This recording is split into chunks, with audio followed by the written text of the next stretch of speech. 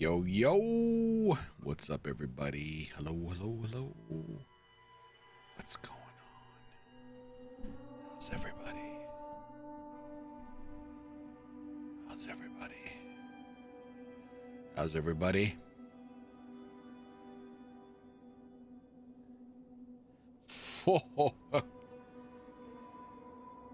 1, 2, 3, 4, 5. It says 4 days.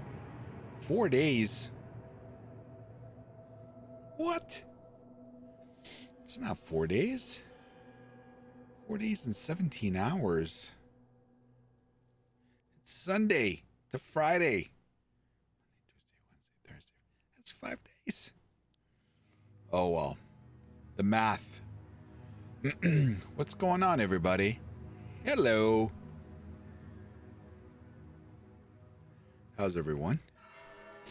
All right, we oh boy. We there's a little bit of drama going on right now. There's more information we got. There's a couple of podcasts. So, we got some stuff to talk about tonight.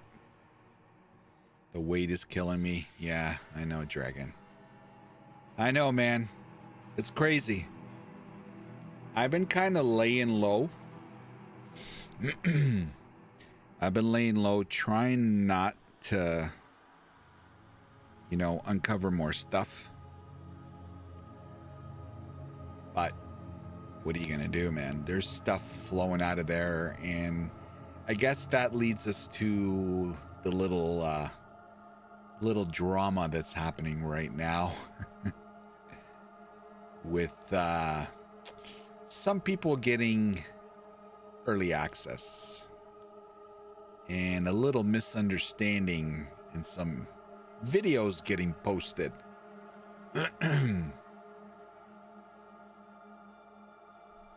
Tomorrow, hey, Mage and Koba, yeah, Jonathan is going to be interviewed by Zizaran.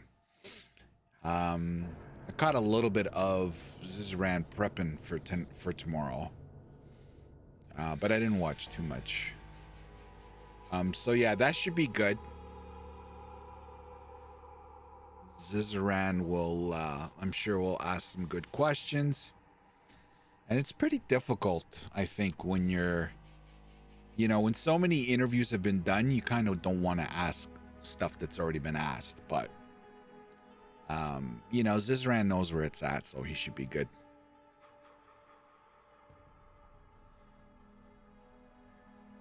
What's up, Ergo? Hey, Chris.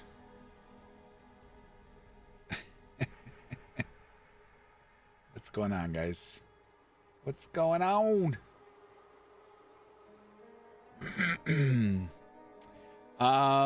Yeah, so I guess we'll get right into it. I'm sure you guys are all up to date, but so these guys here, Fextra Life, or however you pronounce it, they're it's not the first time they're under scrutiny or drama.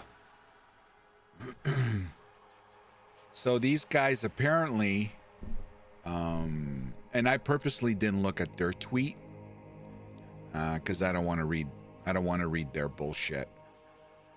These guys have a long rap sheet. Yeah, Mr. Cove, we're gonna get into it. So apparently Fextra Life, or however the hell you pronounce it, they posted on their website, and they posted a video of I guess the fact that they finished the campaign, and I don't know, they were gonna have information on guides and stuff like this and all this kind of crap, right? And the thing with them is, a lot of the stuff that they have funnels to their website, and there's embedding in there that promotes their website and all this shit, right? And I don't want to give them more light than they deserve, because they deserve no light. But whatever. They're entitled to do whatever they want, and the powers to be will deal with it however they want. So I'm not gonna, I don't care about them. They look shady. And this is not the first time they've gotten in trouble, but apparently, this video went up, people started looking at it and saying, what the F? Like, how has someone gotten early access already? This guy's saying that, these people are saying that they played the whole campaign and they got this, they got that. And, it got a shit storm of responses. And then, before we get into the actual comments, then POE jumped in pretty quickly, and they responded with this. We've seen some speculation that some people might already have access to the early access version of POE2. Yeah, they're crap. Yeah. To clarify, some traditional games media have been given access to review a version of the game. So it's not uncommon for developers to give copies to these media types, right? IGN, PC Gamer, etc., right? I didn't realize that these guys are media type, but whatever. So part of the stipulation that media were given is that this is for review purposes only. They may share their opinions of the game, but are not allowed to produce guide-style content from this version that would spoil the discovery of the game or post unedited playthroughs. They are not playing on the same servers as the early access version, so none of their progress will be kept. Who really cares? If they've played the game, like IGN, PC Gamer, and you guys correct me if I'm wrong, I don't think they create any content outside of review content. But you guys correct me if I'm wrong. Maybe I'm wrong. Maybe they do produce guide type content. I'm not aware of any. I've never seen it, but maybe I'm wrong. I know for a fact these Fertile Life guys do. And it's all about, hey, follow this, follow that, go to our website, and that's where you get sucked in. And we're going to go into that. I guess any exposure is good exposure. Yep, that's right. Anyway, so in addition, all of the content they produce is embargoed until the release of early access on December 6th. So no content is supposed to be posted until then. Unfortunately, there was a miscommunication with Fextra Life that resulted in a video being posted earlier. That's the video I referred to earlier. This was a mistake on our end, so GGG's taking the mistake. It's their fault, and is in no way a Fextra Life. On release day, we want players to be able to make a more informed choice about if they would like to buy a key. We believe that allowing traditional games media access should be able to accomplish this without spoiling the game. Hey, yeah, they're garbage, their stuff, right? Anyway, so GGG posts this, and everybody is like, oh, thank you. Oh, thank you. Love the transparency. Really appreciate the transparency. Yada, yada, yada, yada, yada, right? Like everybody appreciating, good response, and kind of shitting on Fextra Life a little bit, right? Some people saying whatever, professional and accountable, proud of GG. Everybody, no one throwing shade at GGG, right? Now, Neversink jumps in And he goes, he wants to elaborate on these guys' Fextra Life situation and criticize it so sharply. Even it's not even about the NDA or spoilers. It's about the wiki, and they have a wiki. All right. And if you look at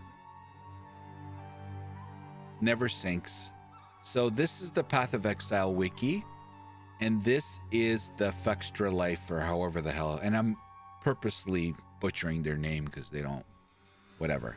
So this is their website, and you can see commentary from Neversink. So huge ad space, more ad space. They have a chat stream embedded to promote their content.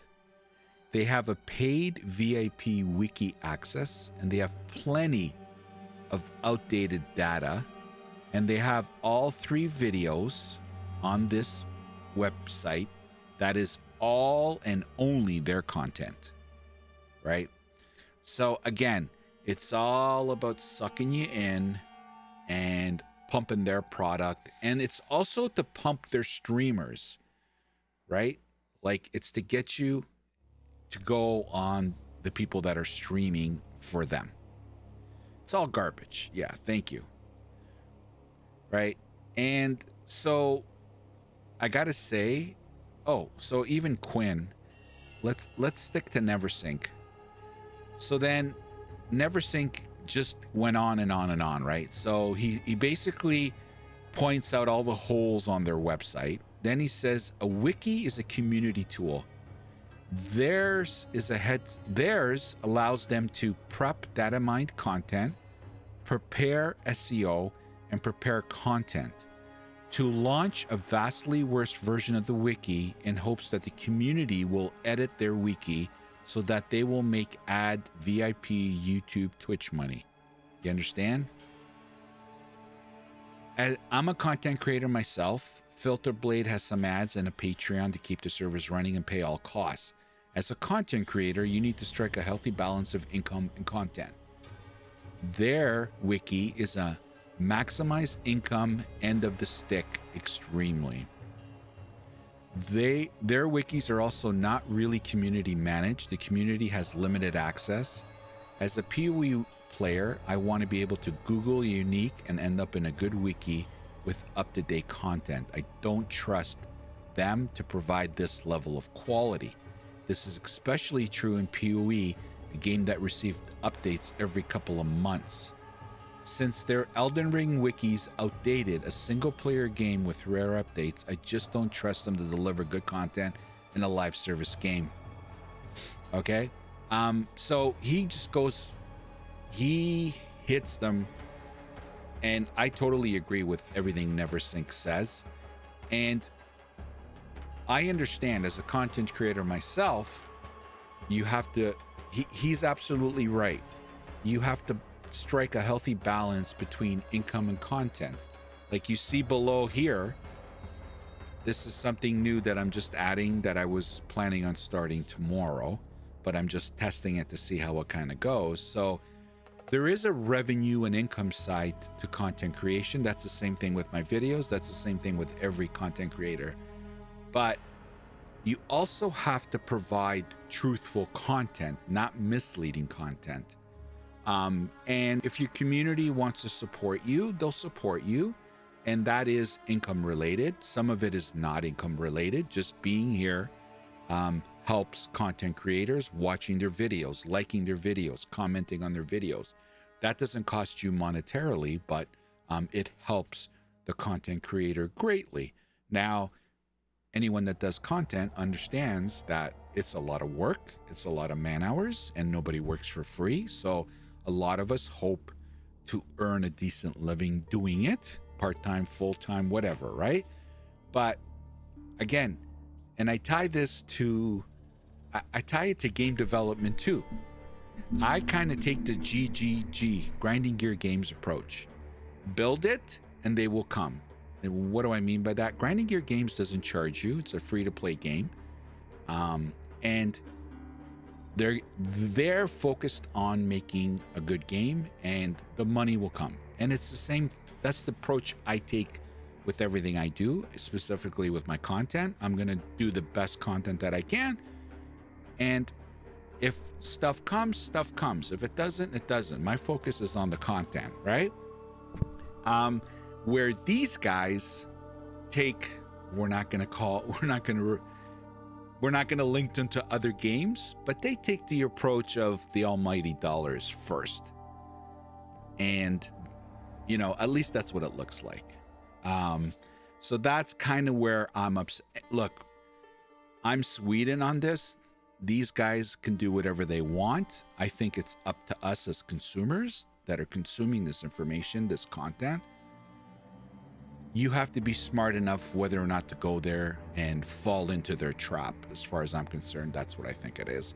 Because their one purpose is money, money, money, money, money, money, right? So if that's fine with you, go ahead, do it. But, you know, like, but what I do, okay, so let's look at some other posts, okay? Before I get into it. So Quinn jumped in. Surely Fextra Life isn't going to use this review version of the game to create guide style content. They are. At this point, how does Grinding Your Games not understand the guy who runs this website is a disingenuous parasite that will do anything in order to appear at the top of the Google search? Did I like this? I did not. There you go. This guy is this. This is not the first time. As soon as you see something like that, a website that looks like that, you're out immediately, Majin Koba? Yeah.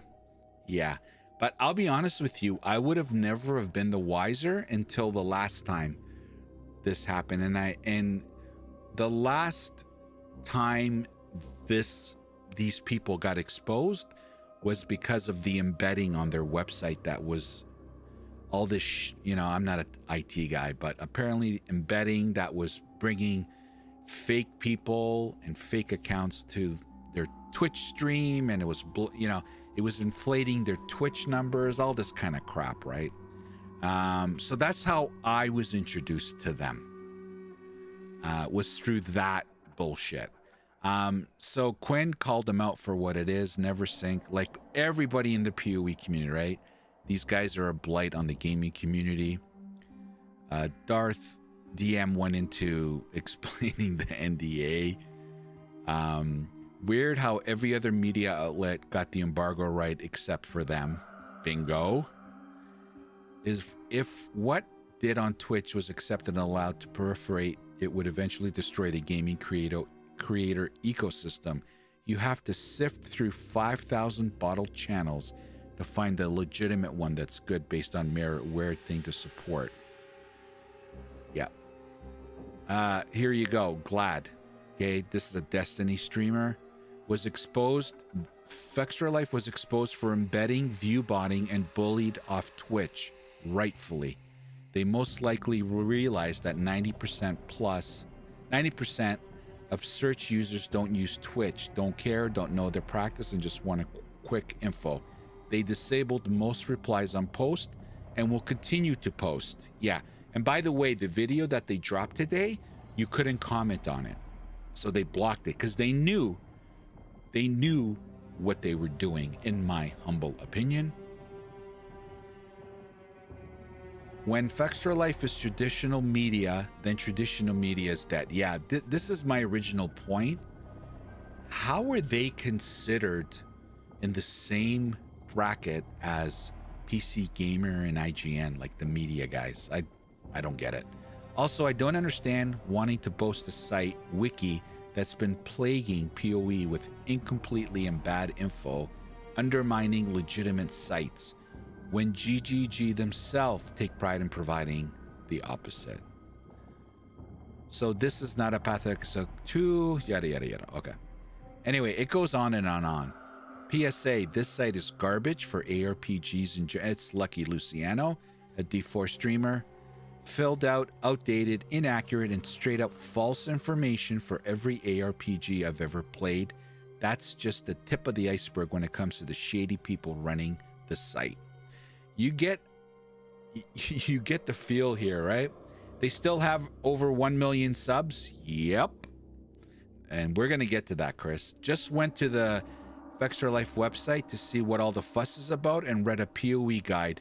I feel well informed and ready for launch now. Die 10 must have a act in. Oh my God, what is this?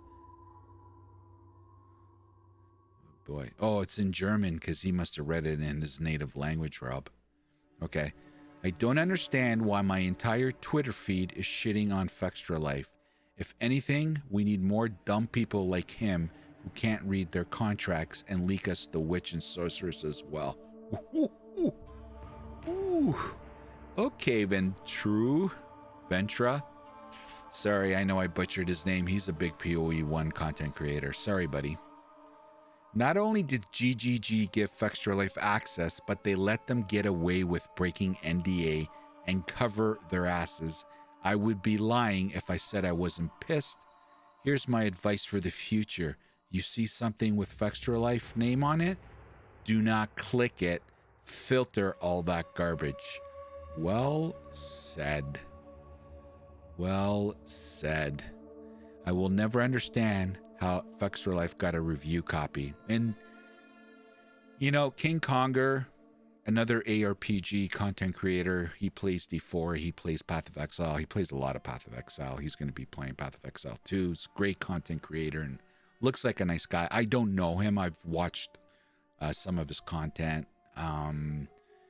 You know, and he says it very professionally here. Like, I just don't understand how they even got a copy. But whatever, Grinding Gear Games, this is what studios do. I got no problem with them giving early access copies to media types to review. I do have a problem with how Diablo 4 handled it. That is the garbage way. And I actually was bragging about Grinding Gear Games. It looks like they're taking this approach where they're not giving content creators early access and then, you know, dropping the NDA a couple of days before. So for example, if they gave early access to a bunch of content creators and then in 2 days dropping the NDA, and then Wednesday and Thursday YouTube is full of these content creators videos about their early access, I would have a problem with that, because it was so nice up till today how everybody was speculating and everybody was talking about, oh my God, everyone's going in semi-blind and there's so much we don't know. You know what I mean? Now, for the people that watch this video, who knows? Shit got spoiled, right? Maybe human error? No. Ergo. Come on, bro. Come on.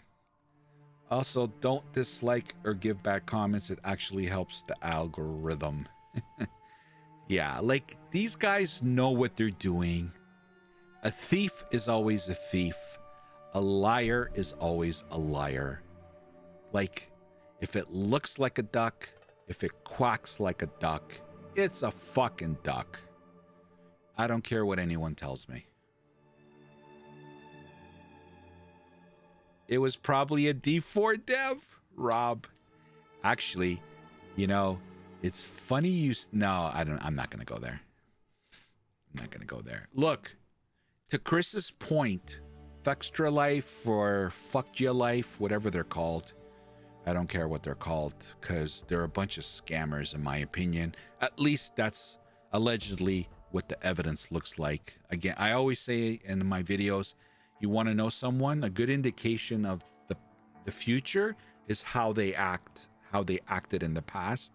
And these guys have been known to be bullshitters and scammers, and all they care about is, you know, but they have it. They have like 1 million subs.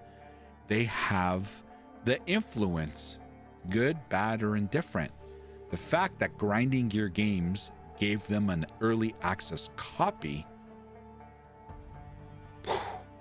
I understand from an influence, you know, 1 million subs. Not everybody has 1 million subs. That's an elite group you're part of, okay? Now, I'm questioning how they got there or how they attained that. you know. But anyway, you know, I don't want to talk too much about it, but how did Grinding Gear Games fuck up? Like, they fell on the sword here, right? You guys saw the tweet. This one.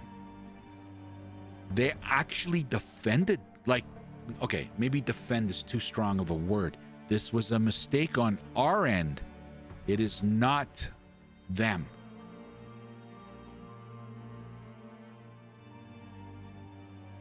Hey, what's up, Dennis? I heard there was Grim Dawn expansion news, Rocksteady. Yeah, apparently, the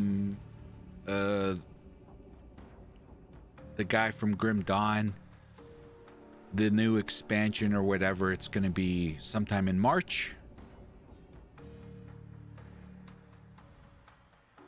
When I say human error, I was referring to GG support. Oh, well, shit, man. Yeah, we're talking about that. Giving them a copy. I get it, Ergo. Yeah, I get it. Yeah, maybe it was. But I don't know, man. How many times do you have to rob a bank and not get thrown in jail, so to speak, you know? How many times? Like, how are these guys even trusted by studios? This is such a tarnish. Like, you know, as individuals, as companies, as studios, it's very important to maintain your own reputation, but your partners, the people that you partner with, also reflect your brand and reputation. Why would you even go there with them knowing the tarnished background they have and only looking at the fact that they have a huge, huge audience, but negating the fact that these guys are known by a lot of people to be scum? This is the very first time I've questioned the decision making here. Like, it's making me think, right?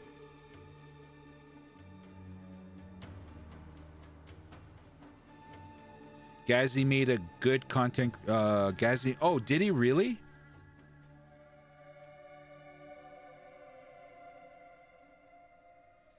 Like, if I'm in a circle of friends, right?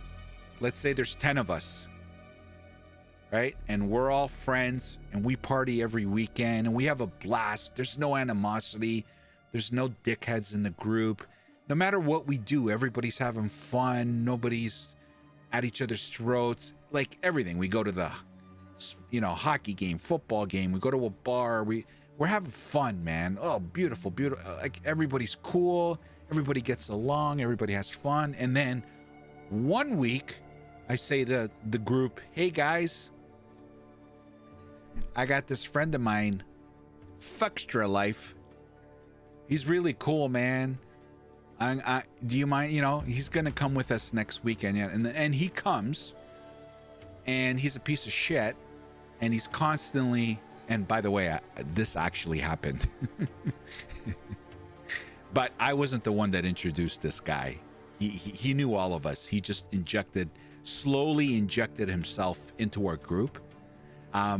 So we go out that weekend. I bring my new buddy, Fuckstra Life, and he's poison, right? He never picks up the tab. He's fucking always looking for fights with the group, with other guys at the bar. You know, now we're getting into fights with other groups of guys at the bar, and like everywhere we go, he's causing shit and shit disturbing, right? What do you think that group of people, my friends, are going to think of me? I'm the one who brought him in. You know what I mean?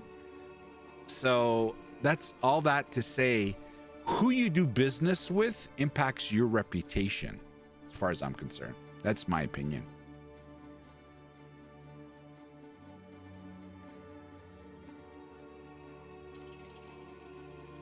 You don't know? Nah, come on, man. Hey, who knows? Maybe they weren't aware.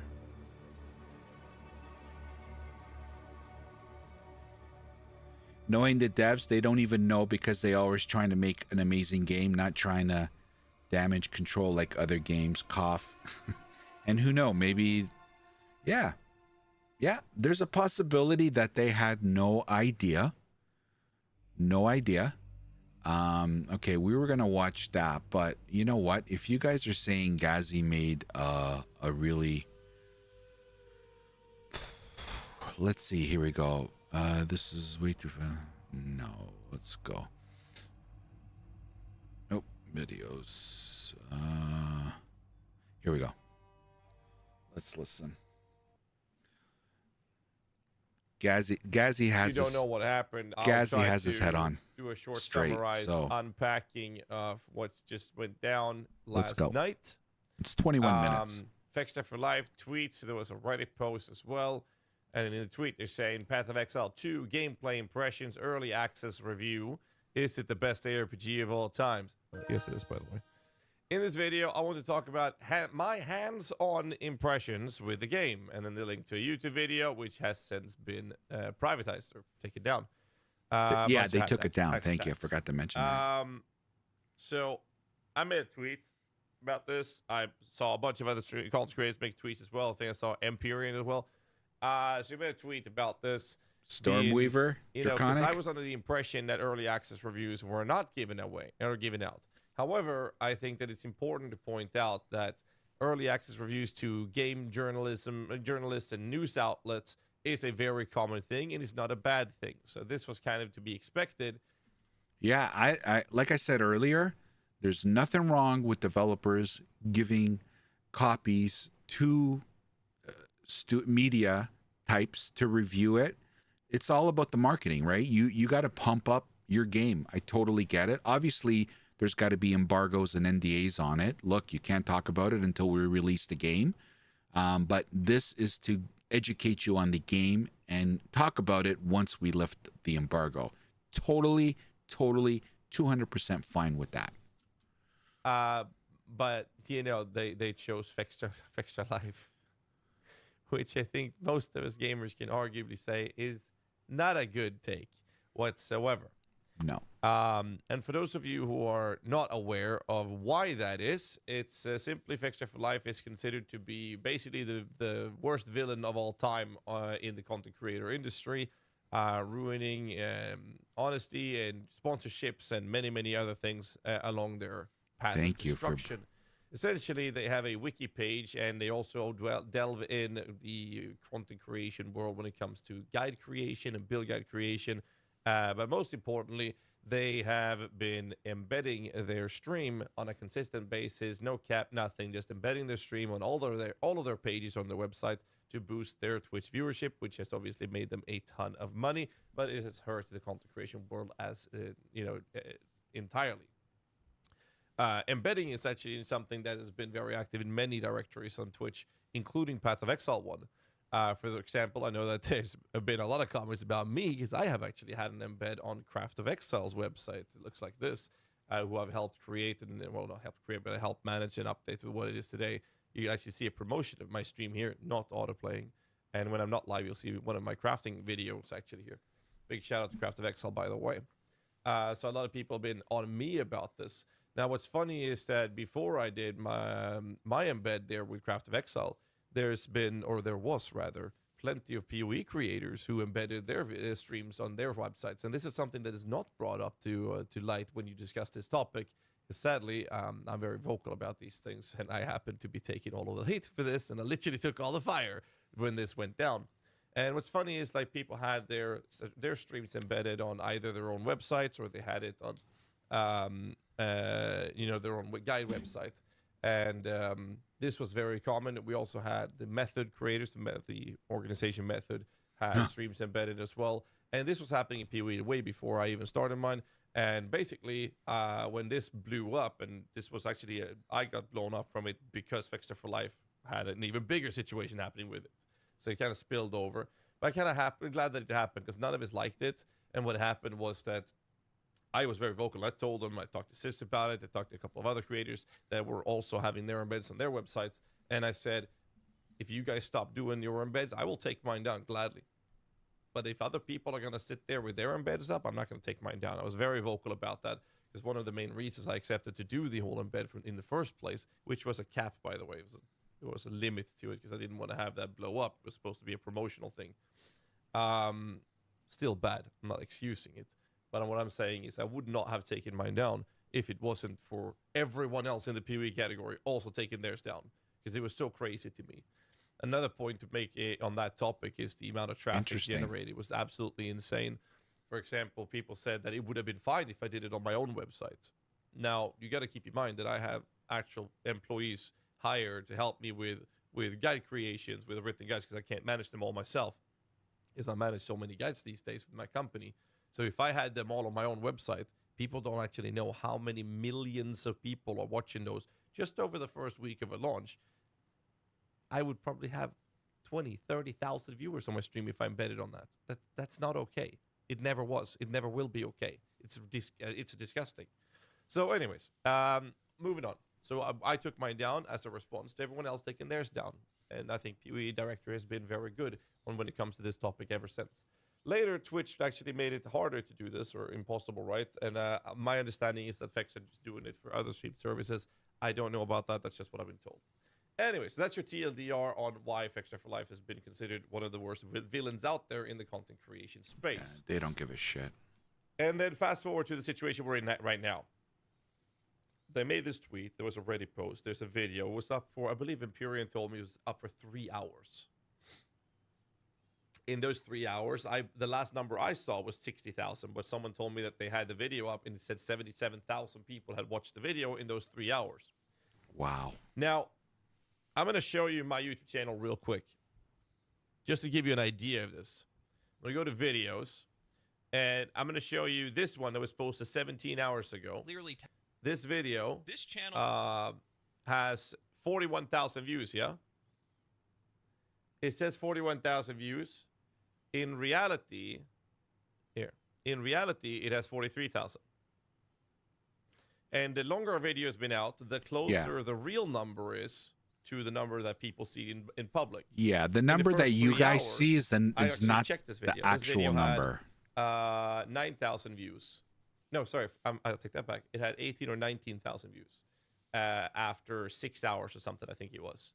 But in reality, it actually has closer to 30,000 views, which means that if the video is showing within 3 hours that it had 70,000 views for extra, it was higher. Then it had significantly more than that within those first 3 hours. So there's a lot of people who watched this video. Anyways, I made a tweet saying this is pretty wild, actually. Never have I seen POE give out review access before like this, but to pick Fextra for Life, a media outlet, is crazy to me. And I'm gonna elaborate on this. So the thing is here is it's crazy that they picked them, but I understand they're them choosing to do the traditional game journalism and news outlets to get attention and review access to expose the game in a marketing way. I think that's great, and that's to be expected. Then I wrote, the audacity to then break the NDA and post it on YouTube is truly stirring the pot. Now, this was me believing that, they're just breaking the NDA, didn't think about it, whatever excuse they had, right? That was my initial take. I immediately concluded that that's what they've done. And POE then makes a tweet confirming that that's not the case. However, there's some things I want to point out in this, but I'm going to read it out for those of you who haven't seen this. So they tweet out saying, we've seen some speculation that some people might already have access to the early access version. We read it, guys. Given access to a review version of the game. Part of the their opinion on the game, but on the game or post progress will be kept. In addition, we're going to come back to that topic in a bit. Unfortunately, is going out of their way to essentially protect Fextra for Life, saying, no, there was miscommunication. Yeah, they fell on the sword. Specifically, and that's why the video was posted early. And they're saying that this was a mistake on our end, and it's in no way on Fextra for Life.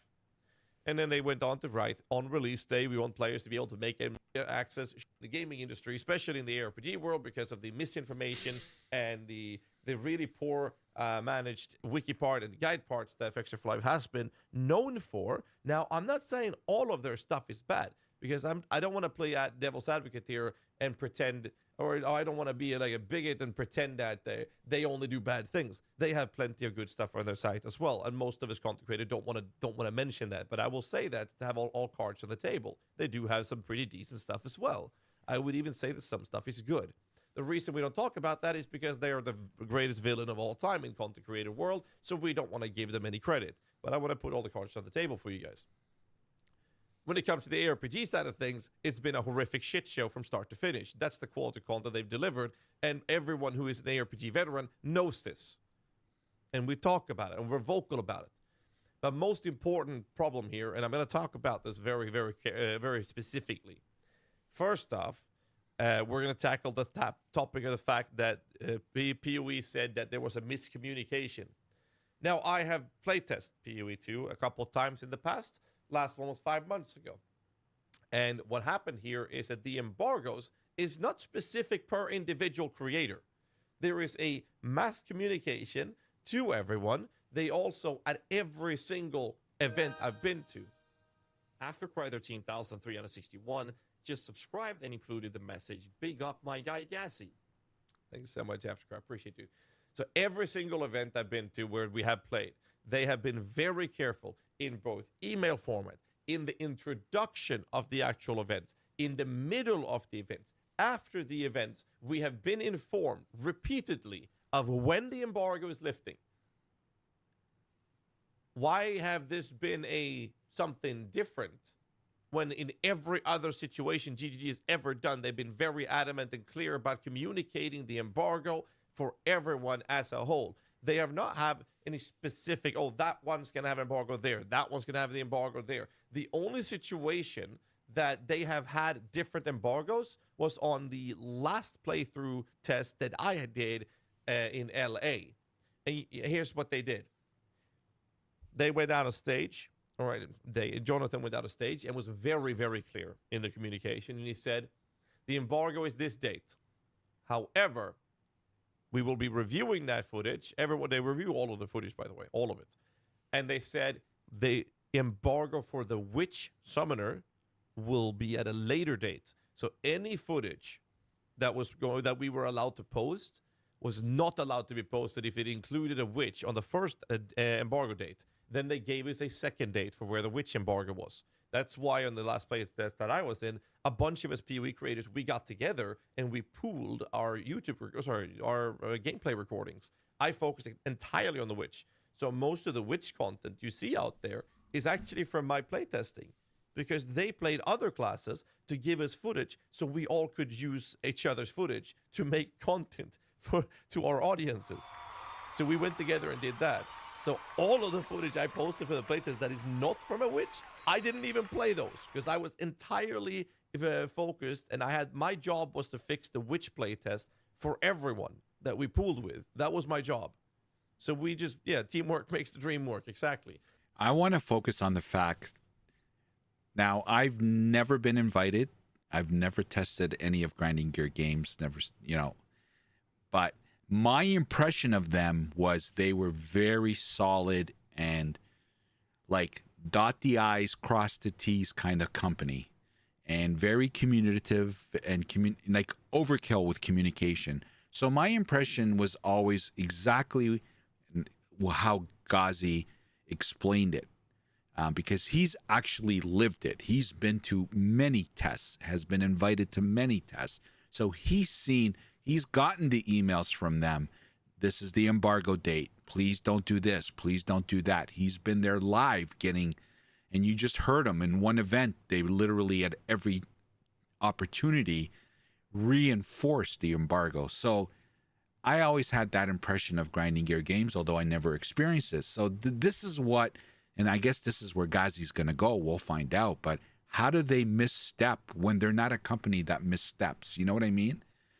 But anyway, let's see what Ghazi says. This is what kind of gives me a warm and fuzzy feeling here. Something that's not passing the smell test. You know what I mean? So that's how we did it. But they were very clear, to get back on track here. They were very clear about the communication about the embargo. But now they're saying that they apparently had a miscommunication with Vexa. So that's why they're taking heat. Either way, I'm speculating. And if we're going to have to look at the things that we have facts on, Path of Exile GGG is saying, hey, we are the one to blame for them posting it early. We can't do anything but say, okay, you know, we're going to have to trust that, and that's fine. And the reason we don't trust Vextra is same reason why we don't have confidence in Diablo 4. It's because they don't have any goodwill. They have burnt those bridges. They burnt the goodwill they've ever had, if they had any to begin with.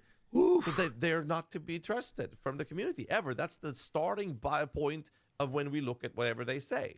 Exclamation GGG, on the other point. hand, has a ton of goodwill built up. So when they say that the miscommunication is on their end and is in no way on Vextra for Life, we believe it, obviously. And that's okay. That's fine. I'm okay with that. Now, why am I still upset? And why are people still angry about this? Well, it's because of the simple fact for two things.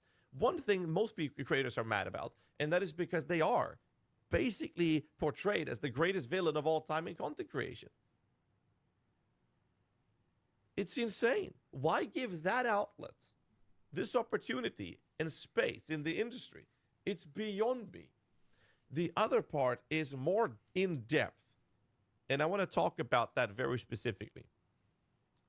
So for those of you who don't know, I make written guides for POE on a website called POE Vault, which is owned by Icy Veins. I make guides for Last Epoch and Diablo 4, which is on Icy Veins' main website. There are other guide creation websites, such as Maxroll, for example. Most of you guys know Maxroll.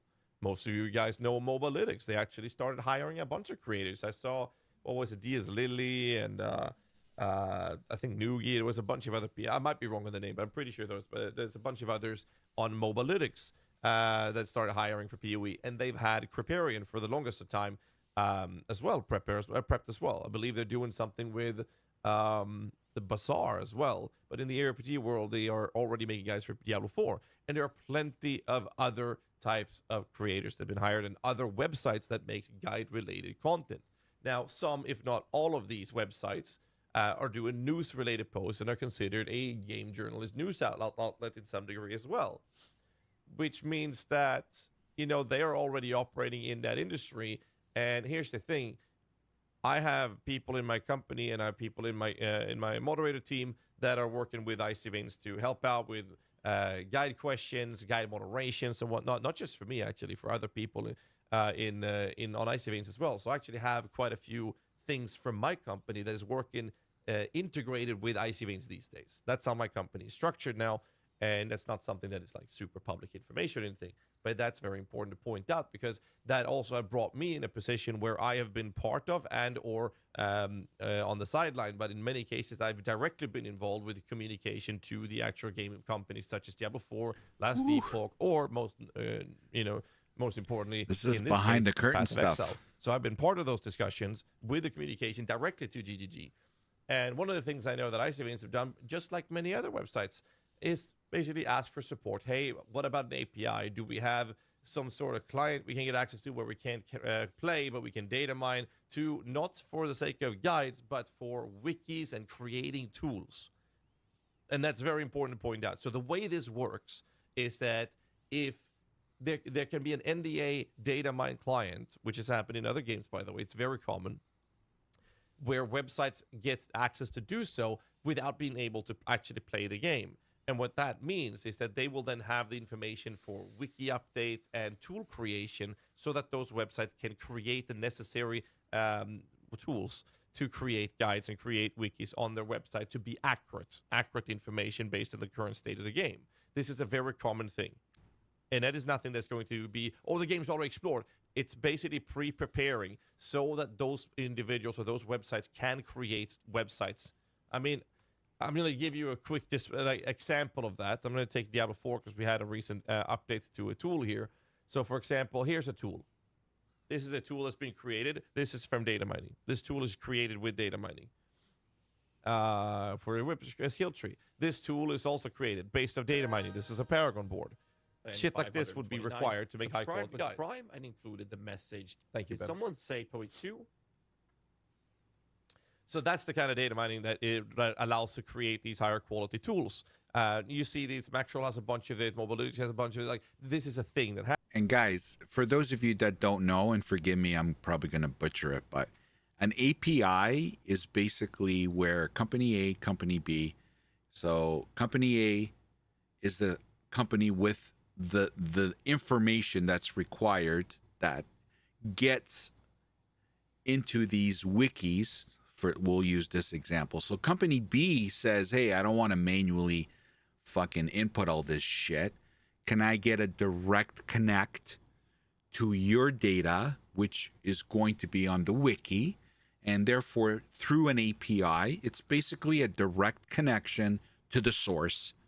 And I don't know all the minutia details about an API, but I would imagine company A obviously has rules and conditions, right, for the information going back and forth. I'm guessing there, but basically in a very layman's way, that's what an API is. So these wikis don't have to manually input shit. They're getting the source right from the source, and they're just uploading it, dressing it up nice, and putting it on their website, right? So making the creation of the wiki way more efficient. But the reason why Gazzy's bringing this up is he's saying, guys, there's already happening in the background for these wikis where people have APIs directly to GGG, Blizzard, for their data, right? So that's in essence what an API is. Happens, right? And that's what they use the data mining for.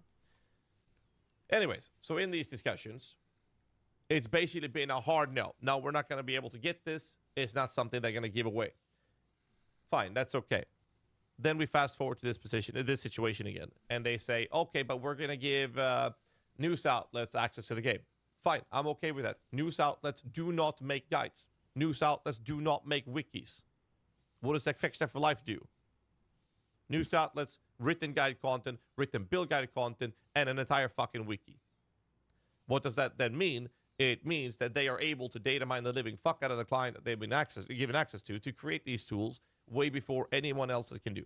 And this is a company that is basically considered the greatest villain of all time. And they now have this availability, whereas websites that has been around, I believe POE Vault has been the guide website that is active still, that has been around the longest. And why would Fextra Life say, oh, well, I don't know if they've said anything, but why would they even do this? Well, it's story time, chat. Let's see. The Path of Exile 2 has been talked for ages. You know, kind of building up, you know, everyone excited. Not globally, but a lot of people excited, right? A lot of people, you know, building up, and then, you know, all the news coming out in drips and drabs, and then early access gets announced, and then it gets delayed from November to December. So there was a little, oh, fuck, here we go. You know, but the anticipation was high. A lot of people are excited. And then the mic drop happens. Path of Exile 2 does their reveal stream of Path of Exile 2 early access, and a fucking nuclear bomb takes off that night and that day, and everybody under the sun is drinking the Kool-Aid and loving what they saw. This is and I did a video. This is the future king of ARPGs. Everybody. So people are talking about they're going to be, you know, hey, Sammy, how much do you think concurrent players on Steam? Well, I don't know. I think they're going to hit 1 million, 750, 800, 500,000. People are talking like this. December 6th is going to be this. It's going to be that. Everybody talking like hardly any negativity. So now your Fextra Life, everybody is salivating. Jesus, everybody's pissed off because they didn't get one of those boxes. That was a good 2 or 3 days of entertainment. Oh, I didn't get a box. You know, and I don't blame content creators for doing that. A lot of these guys have been pumping the tires and loving Path of Exile, and they feel like they deserve. Anyway, so my point is, there is this anticipation going on right now. Everybody's saying this is going to be huge. Well, here comes the bank robber. How am I going to get everyone to come to me first, because all of us are at the same starting line on December 6th. But there's only one that isn't, and it's them, because of what they did today. And what does that mean? Because you better bet dollars to donuts that they have all this information and the wiki all on their website. And POE2 Andy that wants to show up his chat or wants to show up his buddies, well, I'm fucking going on there and I'm fucking reading everything and seeing what I can get so I can get a head start. And this is where you cut the knees off of every other single content creator out there. And here's why you get this. It's all about the money for those guys. They don't give a F about anything else. It is the Frog and the Scorpion. GGG knew who they were. Frog, a Dusk Reaver. Yeah. So, it doesn't matter. It's done, guys.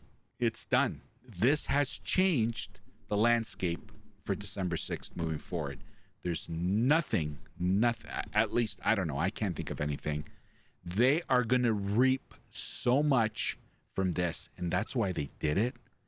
That's why they don't give a fuck. They got caught. They knew they were going to get caught. They knew this was going to happen. It doesn't matter because they're not here to win your heart over. They're there for this. For this. And that's all it is. Now, you want to know how that stops? Right? And not a Band-Aid approach, right? If you want to fix a problem, you go to the root of the problem. And the root of the problem is them getting a fucking copy in the first place. Never, ever should have happened. You know their reputation. They shouldn't be getting this shit from what other people are saying that know them way more than I know them. I'm just going by what allegedly has been said. But you have to, these allegations have actually led to punitive stuff. Like they were called out for something and then action was taken because, so you take that as if it's true, right? Anyway, they shouldn't be getting this stuff. They're not, are they media? They're not media. It could have been avoided. They also broke NDA. If it was a GG, I'd lawyer up. Yep. F. Jord, I totally agree, man. But I don't understand. I don't know. Who knows? Maybe Ghazi will enlighten us some more. He obviously is way more educated than this because he's on the, he you know, he's participated in NDAs. Now, I've participated in NDAs. I've given NDAs for people that came to work for me, or I involved them in something and I wanted them to keep their mouth shut. I made them sign NDAs when I was running my company. But like an NDA is an NDA. You know, it's still interesting to see if anything comes out of this. You know, it was a failure to communicate.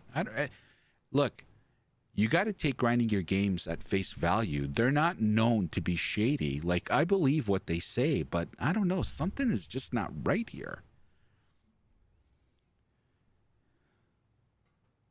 My guess, they get anonymous. My guess is if this gets any more out of hand, they will give all the content creators the same info they gave Extra. That's not good though, Dragon. I don't want it. I know I don't want it. And I'm pretty sure a lot of these Path of Exile content creators don't want it as well. I think everyone was relishing the fact that we were all going in kind of blind. You know what I mean? Now, a lot of these guys have played Act 1 and Act 2 over and over and over, so they have a little bit of a head start. But the game has also changed. They've played many versions of Path of Exile 2, right? If they were there in the beginning testing to where it was the last testing in LA, the game has changed several times. Hey, Samuel.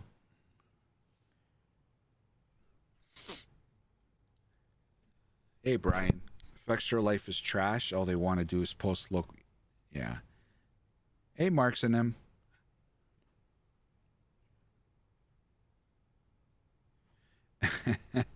Someone I teach POE basics gifted me a key. I'm hyped and surprised. Nice. I won't be watching it either. I don't want it. No, I know I don't want it. The issue is they gave it to Extra Life. Real games hate. Yeah. Hey, Lennon Dove. 2 hours after the GG statement, Extra Life released a full POE2 walkthrough on their wiki. That's what I mean. Guys, you ain't stopping this train, bro. You're not stopping it. They don't give a fuck because they know there's a lot of sweaties out there, a lot of FOMO players that want to be the first. They want the information. They want to go and brag to their friends. So they're going to go there on the wiki or whatever else they got. I'm never going to go on that website. Never. Only time I'll go there is maybe, but I don't want to give them any more exposure. They get enough, man. So they know what they're doing. They're going to make, and guess what? Million subs goes to more than a million subs. The traffic, all these statistics, because they fucking are the bad cop here, is going to be the platform for them to sit on for the next time to get another studio to give them something. Well, look, we're a million and whatever subs. Look, December 2024, look at our website, the traffic it generated. Twice the traffic, and so this is all statistics that they use to get more people to use them. You follow?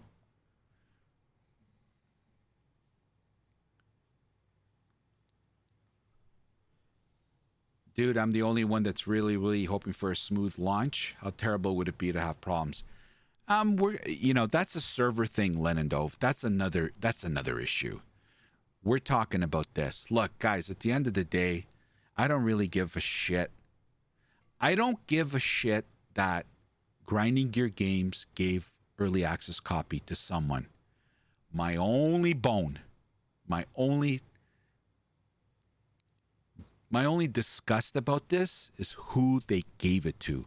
Not what they gave, who they gave it to. That is my only bone.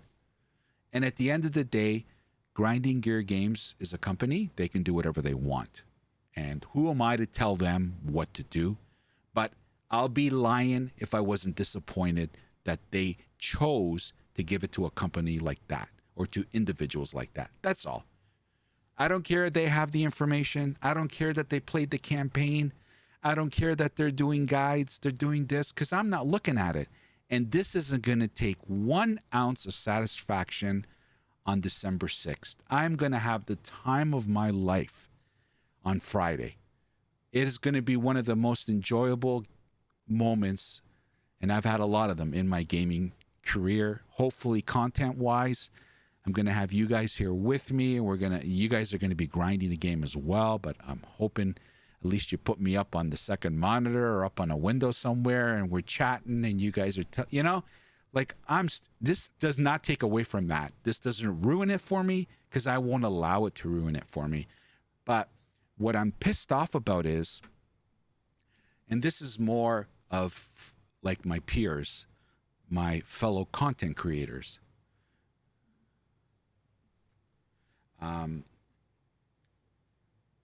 Nothing could ruin for, yeah.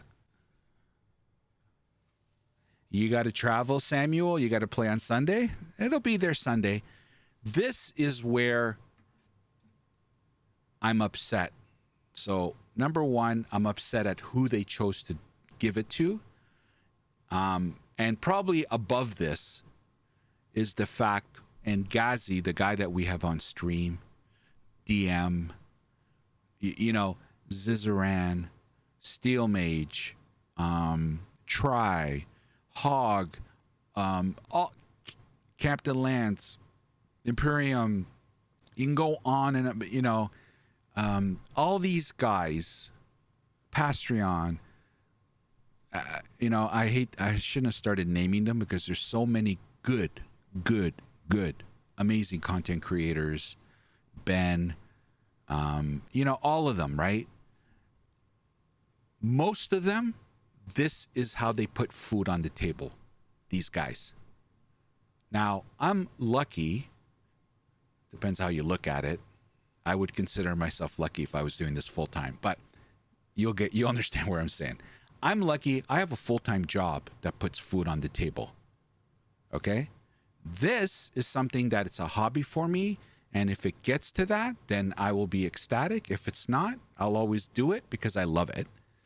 But for these guys, this is what they do full time, and it's what it puts food on the table.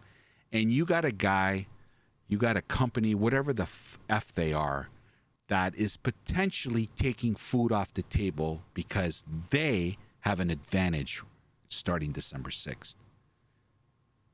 That's what pisses me off, because a lot of these content creators in the Path of Exile space, they rely on this to put food on the table, to pay the rent, you know, to feed their kids, yada, yada, yada, right?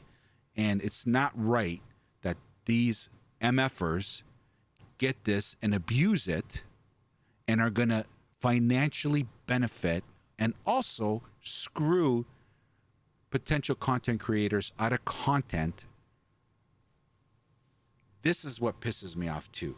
That's the only two gripes I have.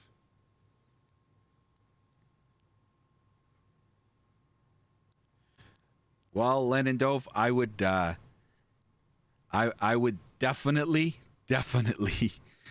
delete those games if you need the space, man. Even Neversick called him out on Twitter, and that guy has patience of saying, yeah, I'm Sweden on a lot of things, but when someone is being an asshole, like when it's wrong, wrong is wrong, right is right, right? If there's a gray area, then I'm like, whatever, right? I'm going to, you know, and first of all, who gives a shit what I think? Because I'm a little peon in this space, but it's not right. It's not right. I don't agree with that fact that they dealt with them, and I don't agree that guys like Gazi and the other content creators could potentially financially be affected because an asshole cheated.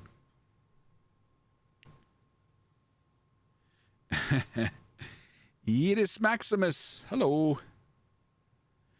Hey, Sir Gervalat, how are you, man? In the large scale of things, Fextra is just a small fish. Just ignore him, and you will love POE2. Welcome, F. Jord.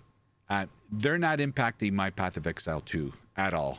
I just literally said 3 minutes ago, there's nothing that's like, you have no idea how excited I am for December 6th. This does not impact my thrill of playing that game on Friday. I'm going to have the time of my life. I'm super happy. I'm purposely picking and choosing what I want to look at because I want to go in semi-blind or as blind as possible because I'm only going to get one chance to play this game once, the first playthrough. You know what I mean? I don't give a shit what these guys are doing. I'm not going on their website. I'm not going to be, you know, spoilers because I'm not going to go there. I'm just talking about in general, and that's it. It's not going to impact my Path of Exile 2 experience at all.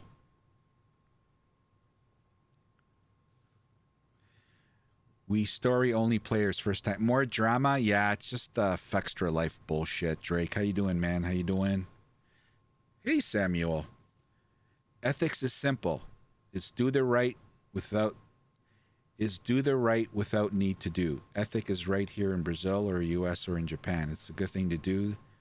This is unethical. I don't know how to spell this. Sorry, my English. No problem, Samuel. No problem, man. No problem. Yeah. POE2 has the mentality of make your own stuff. Can't wait to be a minion playing minions while killing minions. All right. Anyway, Streamlabs is in a bad mood today. Yeah, Chris. I changed so much. That's why I kind of haven't been... I've been doing a lot of back-end stuff. like for the stream and stuff. So I haven't done a video in 2 days, a YouTube video. So yeah, apologies. This is all fine tuning. All right, let's see what Ghazi has to say. Hey, Giant.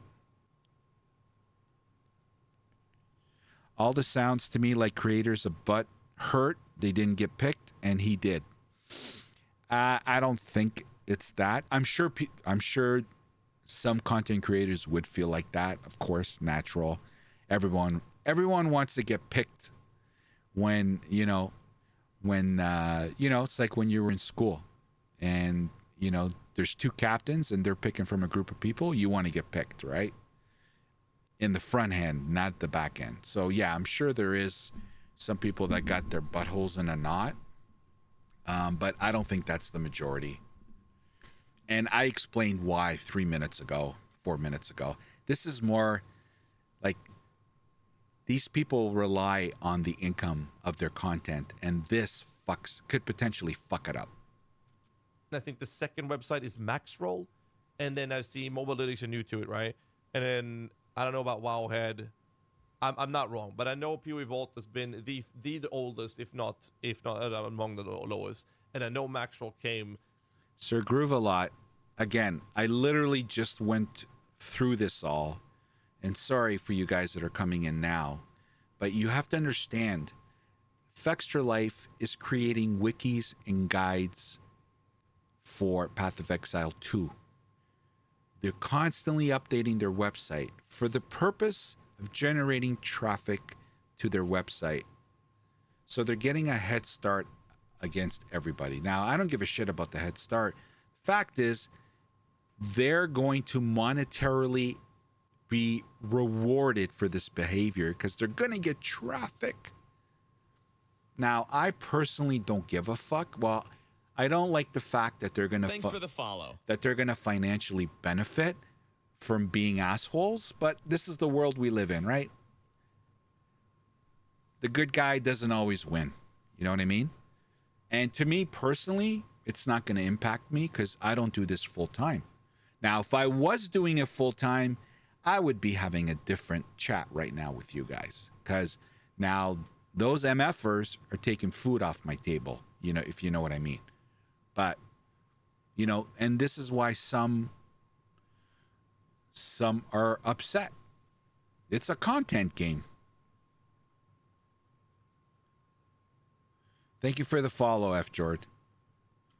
A couple years after POE Vault, because I've been writing guides for POE Vault for quite a few years now, and Maxwell's kind of fresh into it, and they've done a good job. You saw the creators working for them, and they have high-quality guides. I think it's really good for the community. And in comes Fextra for Life, who's now been given access because of the label of news outlets, and they're giving tools that is allowing them to basically just be miles ahead of anything else. And then they say, this part here, they may share their opinion on the game, but are not allowed to produce guide-style content. That is just a saying. They can't stop this.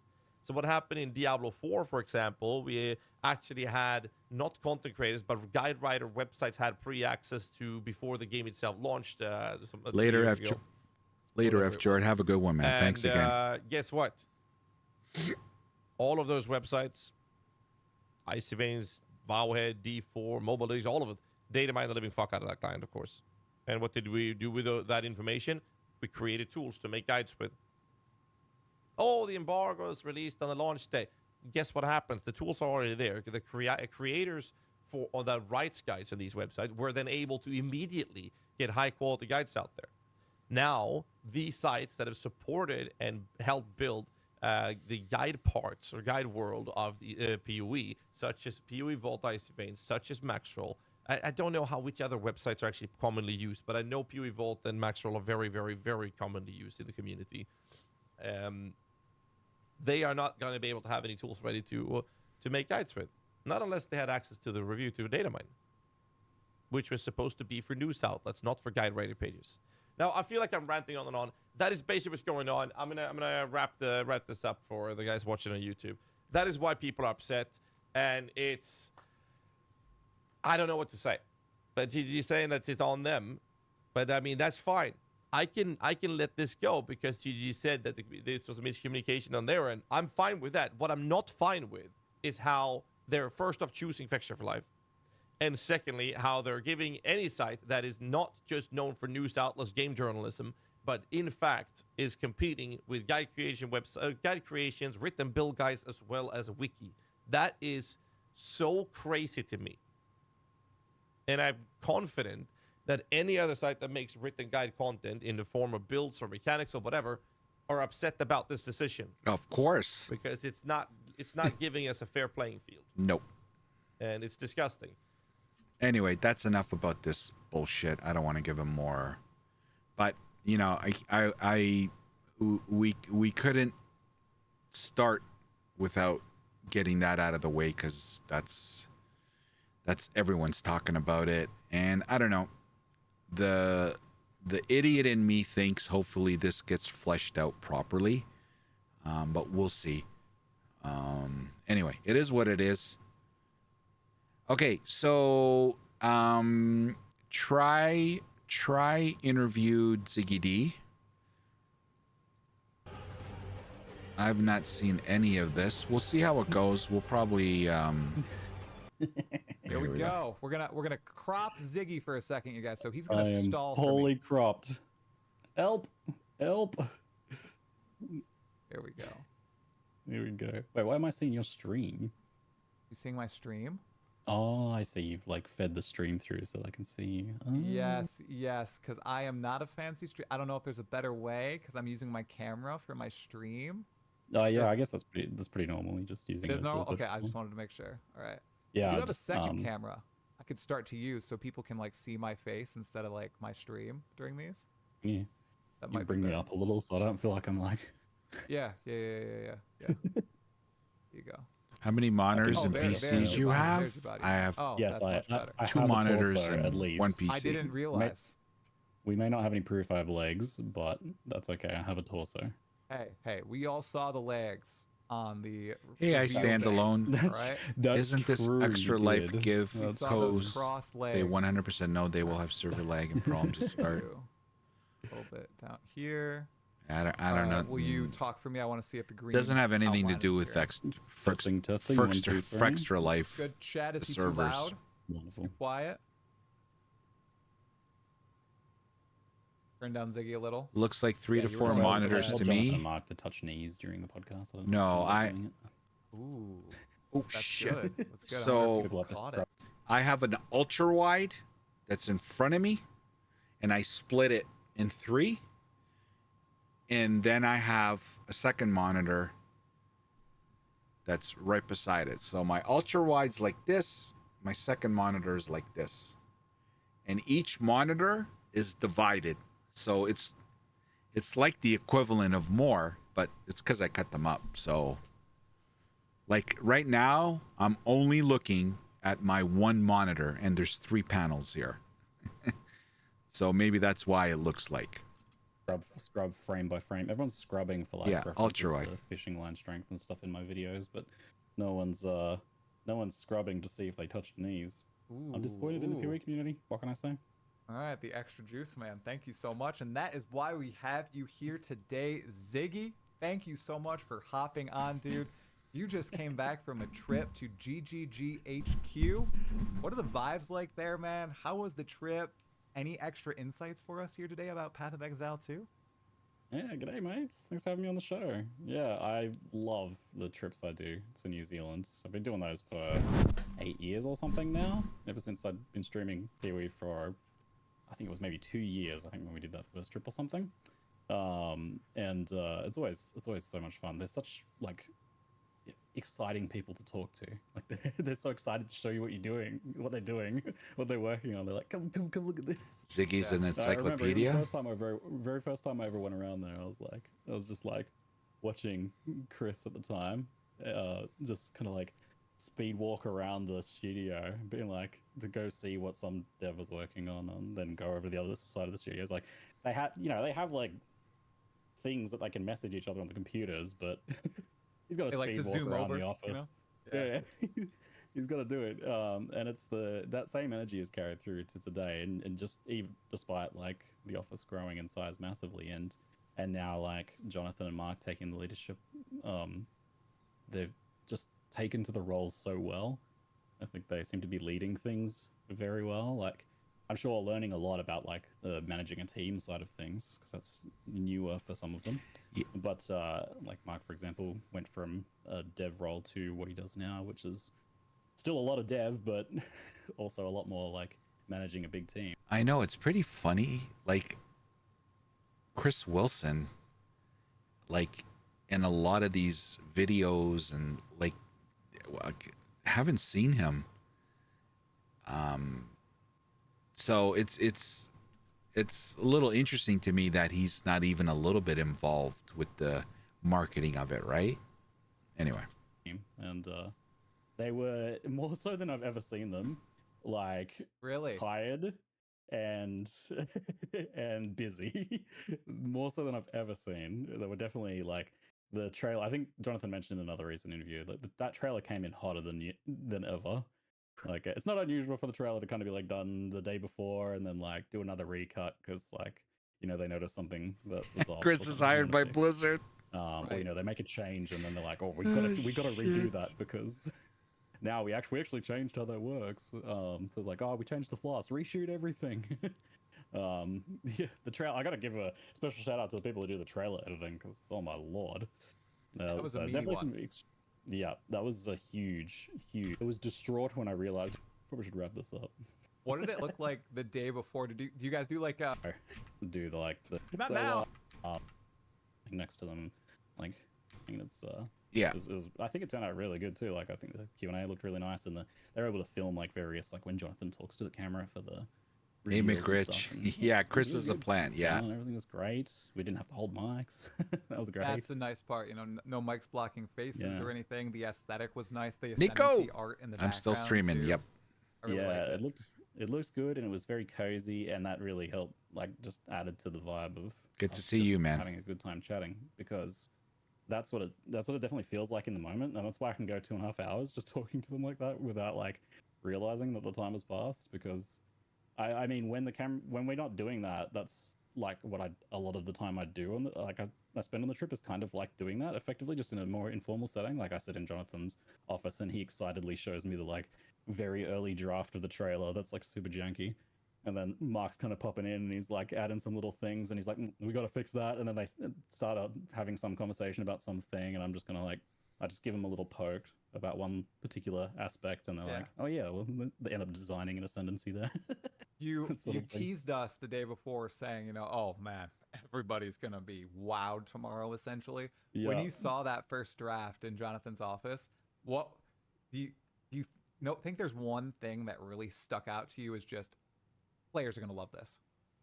So that was the roughest cut I've ever seen. Oh really? The day yeah, before? normal- Oh my god. Yeah, normally. Oh, I saw it.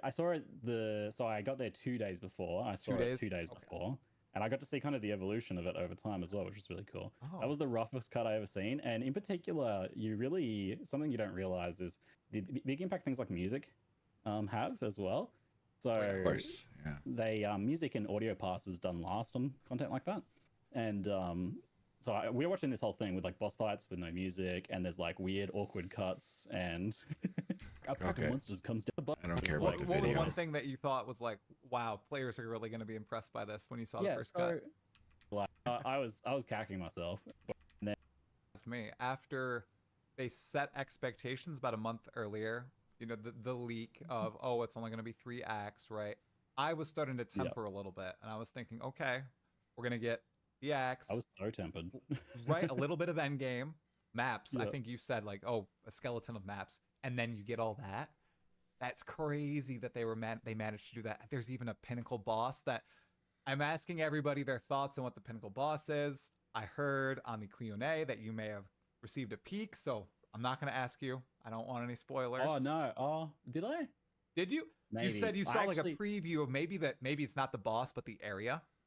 Oh, I did see a couple secret things. Okay. I don't know that saw the pinnacle boss, the pinnacle Okay. boss. Okay. I have a blessing, right? Okay, so I have a special power. It's a superpower. I have a terrible memory if I don't intentionally commit something to my memory. So Really? whenever they show me something that they're like, this is super secret, I just like I enjoy it and then I immediately forget about it. Like no joke. Like I remember like some vague detail about one of the things they showed me, but it immediately flees my mind as I focus on the things that I'm like trying to focus on for the Q&A and whatnot. Right. To prep for that, and and the content I'm going to make and all that stuff, it just gets pushed out of my brain straight away. So I'm pretty good at that's that. It's actually sensible. really good when I have like favorite TV shows I want to watch again, because I just wait like a year and then I can watch them again. That's basically brand new. Hey, like Lord of the Yeah. Rings, you know, you Lord of the Rings fan, you can just rewatch those every few. You're not. Oh yeah. Oh You yeah. are. I've probably watched those enough to commit to memory though. Oh, right. Exactly. Yearly More than a few rewatches for watches of that myself. one. Yeah. It was not this time. I'm disappointed I didn't keep up my tradition. It's almost a tradition every time. Seemingly ever done. Now, I've not been around for as long as you have. Your channel, it's basically a catalog of Path of Exile. I don't know if you realize this. It's a catalog of the history of grinding Yeah, I games am of Path of Brian. Exile. I'm going to There are announce it videos on from Thursday. 2011, 2012 of you like standing outside, interviewing Chris and Jonathan and the like, and just the evolution through the years. It's fascinating to see. From your perspective, watching them grow from a company of 3-4 people into what they are today. I mean, how does it feel? What are your thoughts on that before we dive into some more POE2 specific stuff? Yeah, I think when I first went around, it was like kind of just after they'd almost just left their garage days. It was when I kind of first ran around there. So Yeah. I started playing when they just added the Vile boss to Act 2, which was hilarious. I was thinking about this yesterday. Someone commented about it, and I was just thinking, oh man, we were so scared of what was basically a vacuum cleaner back then. That was peak bossing content. I was just thinking about, I feel like I need to get some side-by-side footage of like us fighting the Vile boss back in the day of Act 2 versus like, I don't know, the Act 1 boss right now for POE2, just because the difference so. Amy and I were just like, let's go to New Zealand and hey, what if you leak? Okay, we'll give some of the devs and stuff. And they were certainly much smaller then. I'm trying to remember what their team size was, maybe like 30 or something then, 30 or 40. Yeah. Just kind of spitballing there. And now it's like well over 100, I'm pretty sure. I'm trying to think. They might have even been in their old office when I first ran around, or maybe it was when they just first moved to this one. They certainly only had one floor at that point. Yeah. Blossomed into something wild, man. And now we're on the cusp. I think my timer up 4 days, 22 hours until Path of Exile 2 early access beta comes out, and the entire community and the gaming industry, I swear I've never seen Path of Exile in the limelight like it is today, and this week especially. Yeah, it's crazy. Given that we're probably going to have record-breaking numbers, something that I was surprised to hear Jonathan wasn't expecting. He was expecting League launch numbers. Oh, yeah, I wasn't expecting to get, I wasn't expecting them to get over League launch. I mean, it's free-to-play League launch. We just had the biggest one of all time, pretty much. And versus like paid beta, not even the actual launch of the game. So I completely underestimated that, and I think they probably did the same, right? Like I thought, oh yeah, maybe we get close to that. Yeah, but they seem to have exceeded it by a large margin. Oh, most definitely, and it's just positive impressions everywhere. I'm seeing very few people now skeptical about the game, but we know, as people who have been covering it for a while, this is early access. We know there's going to be broken stuff in the game. Yeah, absolutely. Nothing's perfect, man. People's expectations should be as they log in on December 6th. Then there's going to be problems.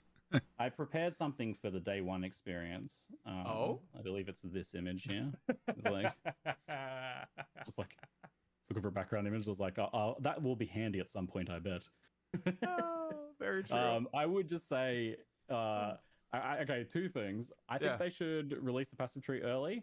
Originally, I was actually against that idea, but if the servers are on fire, sure, which they probably will be. Yeah, right. If we have the passive tree, it'll be passive tree planning day, and it'll be fun. So go in expecting passive tree planning day, or have a backup plan. I do recommend having a backup plan for that day.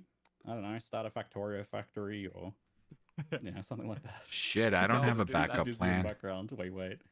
That's a good idea because they seem really nervous about the servers at this point. I mean, you would be, wouldn't you? Right? Like, right. Well, I was learning about load testing stuff recently. It's like far more complicated than what you think as like a outsider to this sort of tech. Like, I figured load testing is like, oh yeah, you just like tell Amazon to send a bunch of bots at the server. Surely that's fine, but it's far more complicated. It turns out to do that. They like need to like custom engineer solutions to like be able to appropriately load test the same way Yeah. that players try to like all log onto a server at the same time. It's like really actual difficult tech problem. So they've never had to do anything on this level. I mean, they've had very clean league launches lately. Exactly. After a history of like almost comically reliable server fires at league launch, just because that's the reality of launching an online game. So the fact that they've gotten that clean recently is good. They have the skills and they have the the tech there potentially to do it. But this is a whole other level. So Yeah. we'll, That's right, Adam. Ultimatum. fully have a backup plan. The best Yeah. advice I Yeah. saw. If was you're like, here, you're take gonna the watch second me day and be off, like, right? Like, "Come take a on, second day for later off, fuck's not the first sake! day. It's been Well, 4 man, hours. Come on, GGG, man. they I took the they're day gifting off." the gaming community, who I assume lots of people have jobs. It's launching on a Friday night here in the States. I know it's going to be a Saturday, Sunday, most of the rest of the world. That's really nice. So I do agree with you. If you only have one day to take off, I'd probably take off that Monday, right? Yeah. Or the Tuesday, right? Yeah, not a bad idea. Assuming we get in the week during the weekend. You've played Path of Exile 2. I think you get more hands-on time when you go to GGG's offices, or Could is be it a only deal a or few no hours at deal. a time? And you get to play for like maybe 7-8 hours during each of these trips. I think on this recent trip, I probably did about 8 hours total, spread over Yeah. about 2.5. Oh, No, okay. no, definitely No. not. I didn't really want to like That makes jump on sense. a character that was already pre-made. Like, Yeah. I have done a lot of like reflection on this. I know this topic's very current right now, on what sort of content to make when you have access to a game. Yeah, before Mage and it's, Koba, you people are want to able play it. Like, experience it. what content is actually going to enhance people's experiences with it versus detract from it? That's something I think about a lot. That's a good Keeps idea, me up McRich. at night. Yeah. Yeah, I'm thinking about like the long term, and I'm thinking about not robbing people of something fun. And I Yeah. just think like, what content could I actually make from an end game? So I probably, if I'd pushed for it, asked for it, they probably would have let me. But if I'd had this discussion with them, I'm pretty sure we would have arrived at the same conclusion that like, what would I actually make that would enhance people's experience? I don't want to make like a full act walkthrough. I don't want to make a end game like a guide to here's all the end game bosses and their attack patterns and stuff like that. Like, that's not going to help anyone.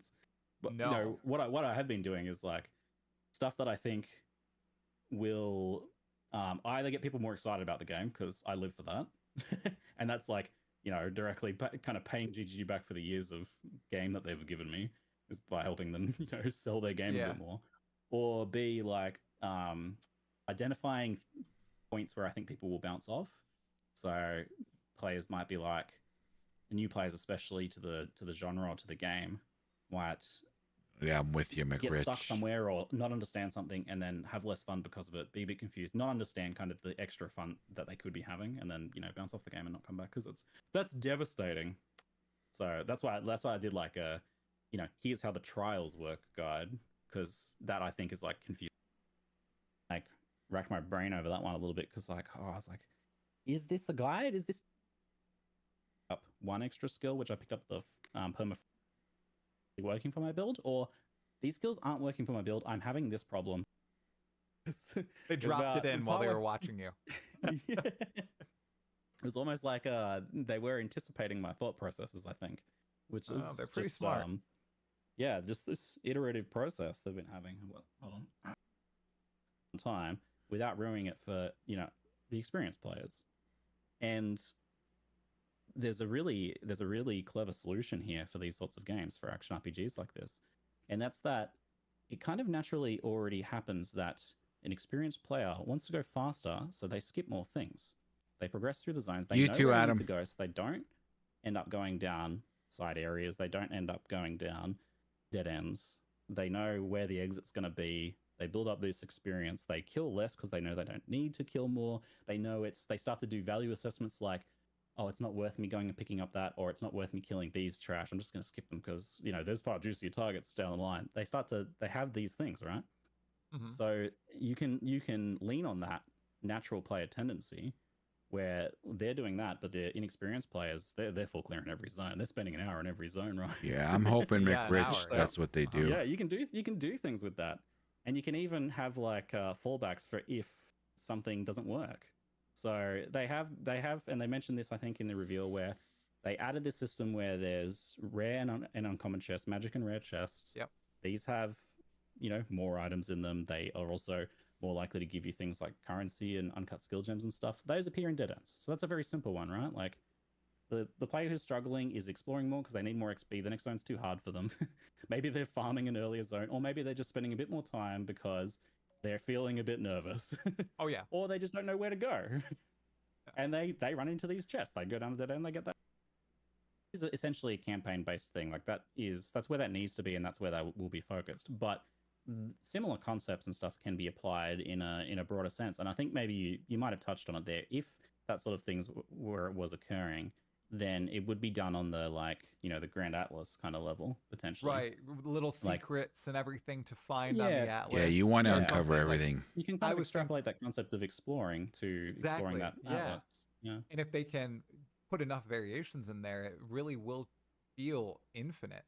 When Jonathan was talking about how vendor recipes aren't in POE2 anymore, really, and you have to go to Yeah. special locations and form certain things together, I was thinking, oh, what if there's like a special cool. bench that you can find in one node on the Atlas that spawns in this very specific location, and you'll just feel so good when you find it if you know what it is. And if you don't know what it is, you're like, oh, what is this map? I've never seen this map name before. What is this? Let's hop in, see what it is. Oh, I'm just The vendor excited. recipes is like such in Voltron form to turn into like a mega vac. And Path of Exile 2 is definitely delivering on that. But they do also seem to be doing a bit of a plot. And something happened after I watched that trailer and I started asking Jonathan questions about the plot and how it connected to Path of Exile 1. I started getting very interested. Yeah. I think we talked on that on the Q&A. I don't know. You did. That's But, why I was like, oh yeah. man, Ziggy's going in on the story. I think it must have Yeah, I was grabbed like, him. literally, I was far more engaged in all that stuff, and I'm looking forward to taking my time with my first POE2 playthrough in the beta and talking to the NPCs and stuff. Oh yeah, in the trailer, Kit and yeah. Cat And Noodle they- spotted a certain someone. Oh, It's a smooth transition. Oh, that's so cool. I love it. I do wonder what they're doing with the difficulty repeat. If they're doing some sort of story beat that leads into that, or if there's something that makes sense for that, or if like the story connection from Act 3 to Endgame only happens the second time around, maybe. So like, if there's some differences in the second playthrough, I'll be Right. very curious to see what they do with that. I don't know, to be clear. Yeah. So the way they're thinking about it, it seems like there'll probably be some consideration towards that side of things as well. Yeah, dude, Yeah, well- that's probably one thing I am worried about is like the 3-act repeat for Yes. non-action RPG players. It's super dated. It's obviously really suboptimal, but like it is the best choice they could have made, I think, to give us so much end game. Like that was the correct choice, and to do this repeat. It is gonna be interesting to see us repeating it Acts 1 to 3 on cruel difficulty. We'll see. Hopefully there's a little different spices, outside of the increase of level of difficulty. Like it was either that, or they just did like a kind of weird placeholder endgame transitionary thing, like just maps to level, which they have done tests on that, and they said to me, it's like it doesn't work. Players don't do it. Like even their own like internal testers would like have a really hard time just doing this like nonsensical kind of like leveling through maps things to get to the actual end game. And like Right. endgame is designed to work at level 68 or whatever it starts at. There's a reason it's 2/3 of the way through the passives you get typically. Like it's actually pretty important. So Like, oh, that's cool, right? Of course, he can cover the patches and how GGG is addressing community feedback, how you're going to react, how Ziz, how all these different people playing PoE for the first time are going to react.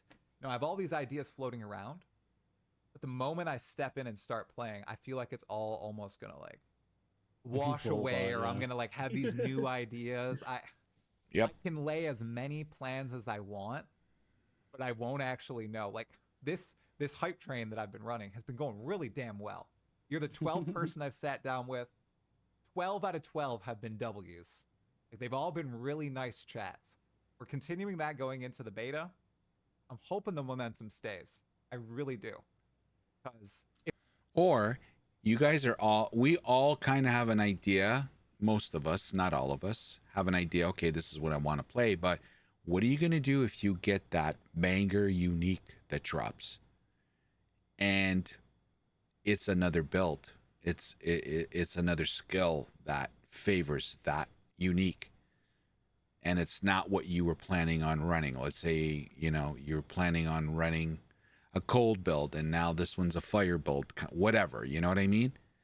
Like, do you stop that progression and build around that unique, which Jonathan spoke about? Like, so everything can get flushed down the toilet If come I December end up not liking 6th. Path of Exile 2, I don't like the game. Like, dude, I almost it wanted should- to ask that. I was like, what if you don't like the game? if I don't like it, that's the There's no thing. Like, coming if I back don't from like that. it, I feel bad. But this is a hobby at the end of the day. Like, this Yeah, is what yeah. somebody asked before I started Yeah, talking to you. exactly. What do you do in your free time? I'm like, this right here, dudes. This is what I'm doing. You know, I do, totally do agree some with you. content or something. I should probably step that up a little bit, but I didn't need to or even really want to be the first person to post some, you know, mercenary content. But I wanted to do the best mercenary. About I was gonna go too long if I talked about it, but the one thing I'm like scared about gameplay wise, dude, I'm not the best player either. I'm like so scared I'm gonna get soft locked in the Atlas. Yeah, I figured that would be part of your like nervousness about moving into the beta as well. Is like, Yeah. is that transition? Like you're gonna have to think about what content you're making and how you're presenting it a bit, and how it's able to work with like what gameplay level you're able to achieve. Like Yeah, I 'cause don't know, you might do really well. You might struggle at certain points. You might get stuck somewhere. We'll see. So Because I'm yeah, you have to think about. try like, not to follow think like a about that, sure. build guide or anything. I kind of want to go in with that mindset of, okay, they think they've given me all the tools I need. I want to see if that's true. Like, can I push myself to the Mm. what T15, T16 waystones and the pinnacle? I really want to see how that Yeah. works. Yeah, you don't. I mean, you don't have to make build guides, and you don't have to make content that's like, you know, here's how I dumpster this. I mean, I don't do that these days because No. it's like I feel like build guides are so much freaking effort, and they're so grindy, and I don't have enough interest in them to be able Yeah. to push through that grind. Because like editing a build video to like the standard that I want to do, it takes like 30 hours, and I lose interest before I Yep. get to that point. A lot of the time, I have to be really excited about it for that. Which that might change with POE2, but yeah, you certainly don't have to do that. Yeah. We'll have to see how all the builds yeah. evolve and stuff, man. I'm probably going to do a giveaway and then hop off. My daughters literally have both been screaming the entire time. I do not know what's going on. I didn't hear it. No, it's pretty well soundproof, but oh my God, Yeah, I don't know what's happening, dude. Yeah, sometimes Telly comes and she grabs one of the foam swords we have and bashes on the door and goes, "Daddy, Daddy." So cute. That's good, man. Probably not going to That's switch good. characters though. I'll treat How are they unique. doing, by the way? Yeah. All doing good? Yeah. Okay, it looks like that's about wrapped up. What were we gonna do? That was a decent one. The ultimate path. Here we go.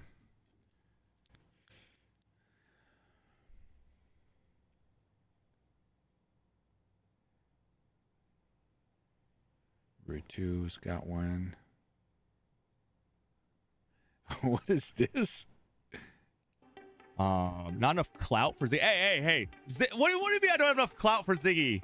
What? Hey, come on, man. Dude, me. So why? Oh my God, Cute Dog is hilarious as shit. I just want to see if there's anything really worth looking at here, without really explaining. Going into anything. Top 8 things coming in POE2. The ultimate new player guide.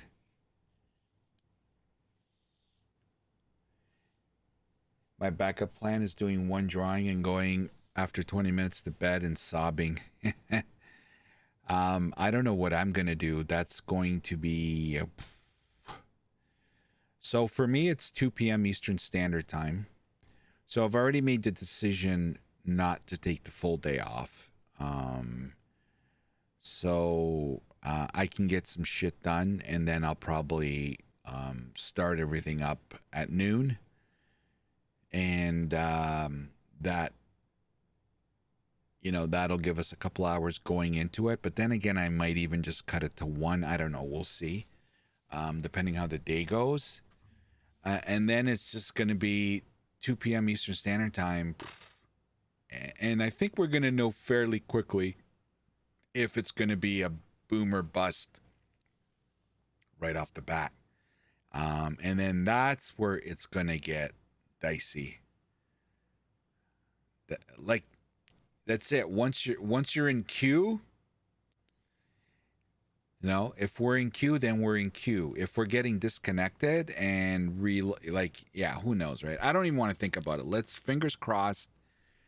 It's gonna go relatively smooth. You know, look, this is gonna be a big one. It's gonna be a big one. So, like, I'm a glasses half full kind of guy, but if I suspect it's gonna be as big as I think it's gonna be, like, and everyone else, you know, we're gonna have some hiccups. Hopefully, they're just minor.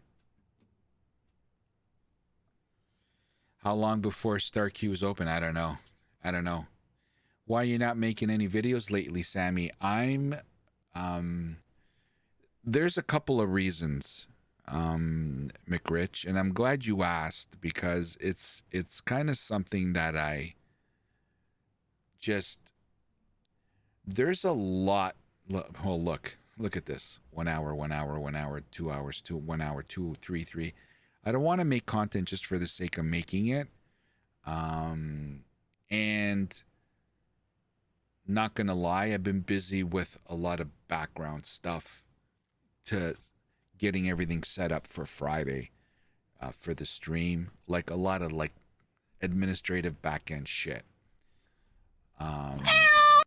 Jesus Christ. So yeah, that's basically it. What am I gonna do content on? There's already another video on new player guides. I don't want to talk about the Fextra life bullshit. You know what I mean? So I'm not going to create for the sake of creating, but obviously I am doing videos, and I got some other stuff that I'm working on, that's going to happen and come out. But yeah, like right now, this last 3 weeks to a month is probably the slowest content drops I've had. Definitely the last 2 weeks, just because there's really been drips and drabs of information. I'm not going to do it just for the sake of doing it and talking about what everyone else is talking about. Like, I'm not going to beat a dead horse. Yeah, Rue. I gotta remember not to put my cursor over these videos. It's gonna blow my goddamn ear off. I hear that for sure. It's always nice to hear your opinion, though. Yeah, I know that. It's a constant battle, right? That's what, you know, I do it, and, you know, a good chunk of the community appreciates it, and then that 20%, 10 to 20% is like, oh, this is old news. Yeah, that's why I said in the beginning of the video, you guys have probably heard this. This was 3 days ago, 2 days ago. That's why I said it. But, you know, you still get the stupid comments. And I got to bite my tongue when I read those comments. So I've changed my style of when I did videos.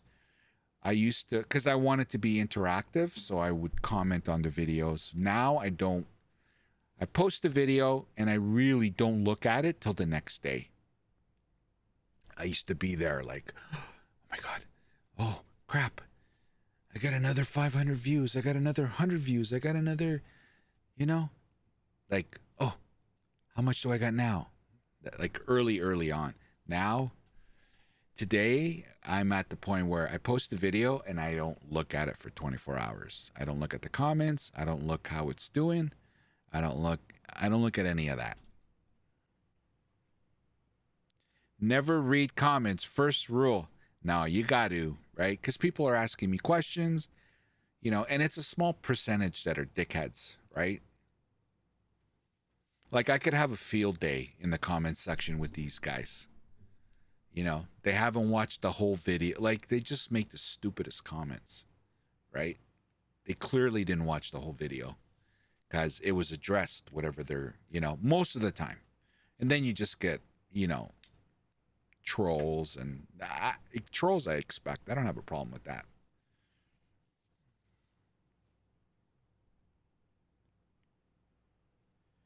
I didn't read that. Not at all.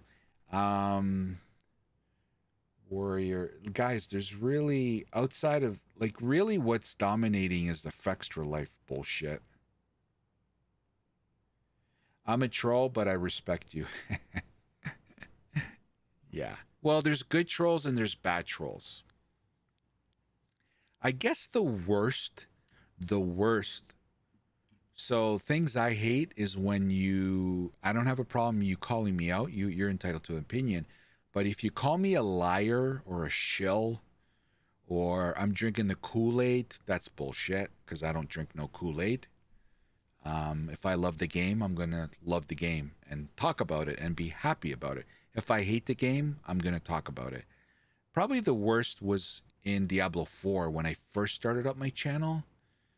And it got to the point where I wasn't enjoying myself. And I was going in and out of the game. And I was really contemplating, I don't think this game's ever going to get fixed. So I made a video about I'm out. Like, I'm done playing the game. And I got all these comments. No, sorry. That was further down the road. I think this season 2, season 3. I said, you know what? I didn't like what I heard. I'm not playing season 3. And then I came back for season 4. And when I came back for season 4 and I started making videos, I thought you quit Diablo 4. I thought you quit. You have no right to talk about this game. You should, that kind of bullshit. And I'm like, who the fuck are you telling me what game I can play? And what content I can make? It's my channel. I can play and talk about whatever I want. That really pissed me off when someone actually did say, you don't have the right to play that game. They actually did. They ended up apologizing because that one I didn't let slide. And I said, you don't have the right to tell me. It's my channel and I can play and talk about whatever I want. And, they ended up apologizing after. But the most annoying and what happens the most is people watching like 2 minutes of your video and not watching all of it. And then immediately going into the comments section and posting a comment about those first 2 minutes, not hearing the rest of it, which could actually change what was talked about in the first 2 minutes or not change, or I clarify something further down the road. And they go into the comment section right away and they're like completely wrong, right? That's the most frustrating. Thanks for the follow. D4 is very successful. Oh, sorry, Sam. Can you explain in a few words how this impacts stuff following tomorrow onward? Because I'm not a content creator, and to be fair, even GGG effed up, and even if Fex, they got ahead of everyone. Ergo, okay. Hey, Sammy, been months. Hey, JV, shit. How are you, man? Looks like you're super excited about, oh yeah, Path of Exile 2 is going to be the banger, JV. Thank you for following that demon. Not sure for us, but man, the dollars they made and continue to make is really, yeah. What's up? Not good for players. Good. Never. We just know we still work of talk who are the good CC content creators and who are the ones that are. Hey, Lennon Dove. So who asked the question? Ron. Hey, Ron. Hey, Sammy. Curious what you think about D4 after POE2 comes out. Do you think POE2 will be more successful than 4? Absolutely, Ron. And sorry that I missed your message, Ron. Sorry, guys. A lot of messages coming here. Clever Lang, what's up? Yes, Path of Exile 2 is going to be. It's not even close. I don't want to hate on D4, but it's not even going to be. You know, POE2 early access is going to be a better game than Diablo 4, in my opinion. Now, what I hope, and I've said this, so for those of you that are here all the time, my apologies, I'm repeating myself, but my hope is that this is like rock bottom for ABK, Activision Blizzard King, and that especially that unprofessional tweet that Rod did, you know, the Diablo-like comment. It's very unprofessional, very whiny, and, you know, unprofessional. My hope, and they got a lot of backlash for it, my hope is that this is rock bottom for them and that they make changes there, and that the game, for the sake of the player base, because the Diablo 4 player base deserves better. They deserve 7,000% better. So my hope is this is rock bottom, plus POE2 is elevating the genre. So my hope is that they have no choice but to change and actually make a game that has content. And they're not just empty, you know, oh, we added this, we added that, and you got to grind the shit. And the grind is not even worth the reward, like the loot. It's not there. Like, so it's broken. Again, this is my opinion. It's broken in so many ways. Now there's people that enjoy it, great, but I'm really hoping this turns the page and they start moving forward. They start being creative. Because at the end of the day, as an ARPG lover, I would love nothing more, and I've said this a million times, I would love nothing more than to have POE2 now, POE, D4, Last Epoch, Grim Dawn, all thriving. Because then I got everyone has content and games, and you guys have games to play. And now it's a matter of, fuck, what do I do, man? This is like, I don't have the time for all these games, you know? That's what the situation I want to be in, you know?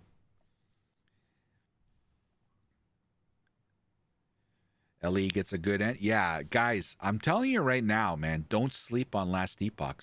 Last Epoch just needs to cook. It's going to be a long cook, though. What's that meat that you put in the slow cooker that takes like 5 hours to cook? That's Last Epoch. It's going to take a long time because they're a small studio, right?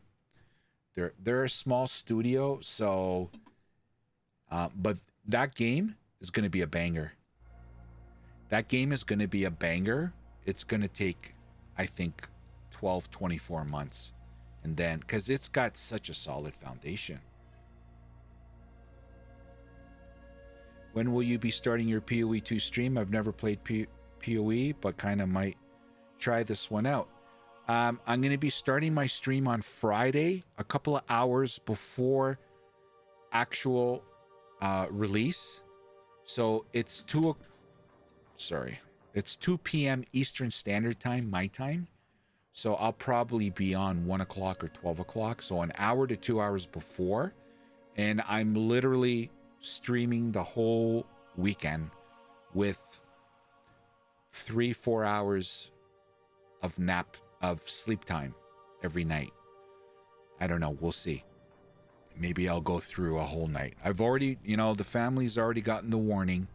That's kind of why and I'm going to end my stream early tonight. Spend some more time with my family because I warned them all. Like, you're not seeing me Friday to Monday. So they already know.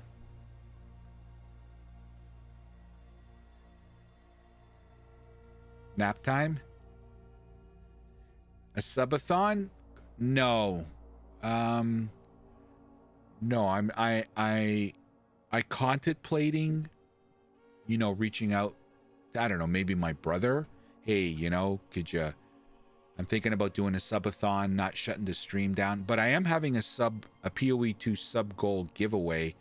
And I don't know if there's a better way of phrasing it. So I do have giveaways planned at every, 100 subs, 200 subs, so the first one is, what is the first one? It'll come up in a second. I forgot. I've been doing so much shit. So at 100 subs, you guys pick my class. At the next sub one is you win couch co-op with me. We'll play couch co-op together. And I have some prizes. I have some keys. And I have some really nutty ones on ones, which I don't think, very highly unattainable. Sub goals for Twitch. And we'll be talking about that next week. So yeah, but I am going to probably, I'm thinking maybe 4 or 5 hours a night. But I'm going to be streaming from Friday to launch till Monday. I took the days off, so I'm here. Sammy doesn't exist, you guys, this weekend. Yeah.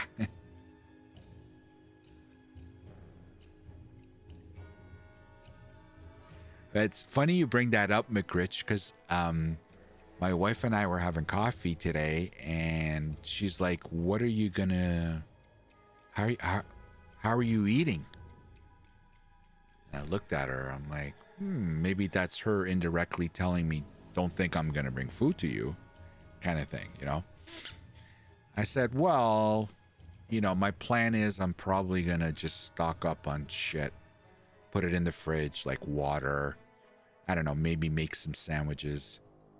I don't know. And then I started talking about prepping meals, and I'm like, well, Friday, we typically order in anyway if we're not going out.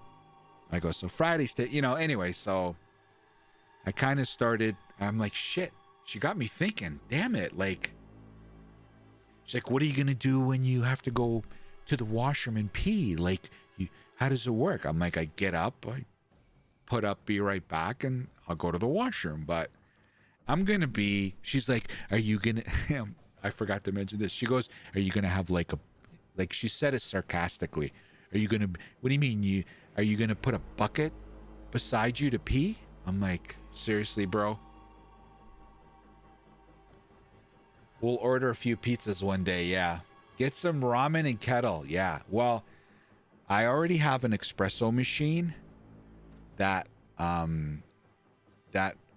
my wife's cousin gave me when he went back to another country. He went home, and he was living in Ottawa at the time. He was working there, and then he went back to Italy. He gave me a whole bunch of stuff. One of them was a espresso machine, which I've already put on a side desk here, because I'm not getting up to go make espresso or coffee. I'm just gonna push the button, and only thing I got to do is refill the beans in the water.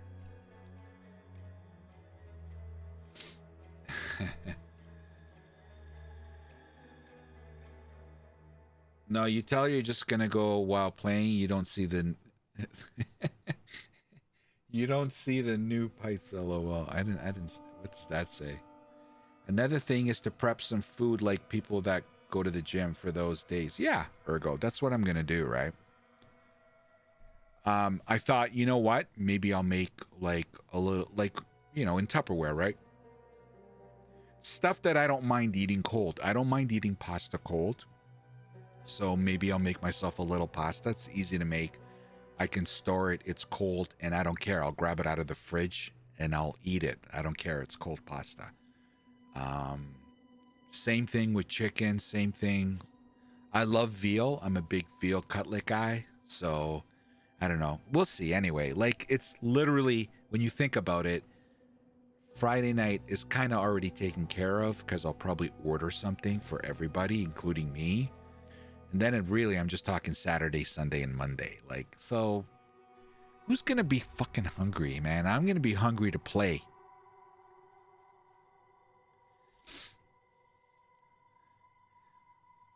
To cook. Yeah, exactly, ergo. Yeah, I can do that Thursday. Veal Parmesan at room temperature? No, everything will be in the fridge, bro. Everything. Guys, call me weird, but I have the only thing, obviously, that I wouldn't eat cold is soup, obviously. But, like, you name it. Obviously, there's certain meats that taste better when they're warm. Don't get me wrong. But again, if there's something good in the fridge that I prep that I'm in the like that that weekend. I go grab it and I'm like, you know what? Let me go nuke it. I would prefer this hotter. I'll just do it. It'll take me 2 minutes, right? I will be taking breaks, but they're going to be 2-3 minute breaks. You know what I mean? Whatever I'm doing, washroom, go get water, whatever. Tuna cans, bruh. Nah, man, I eat the shit out of tuna during the week. Because, I work from home. So when I'm working from home, all kinds of shit is going on. And, okay, let me go quickly grab something. And, yeah, I buy the little cans of tuna. Like, I buy them like 8, 9 at a time. Because sometimes when there's something in the fridge that you don't like, tuna is a good go-to. Tuna, mayo.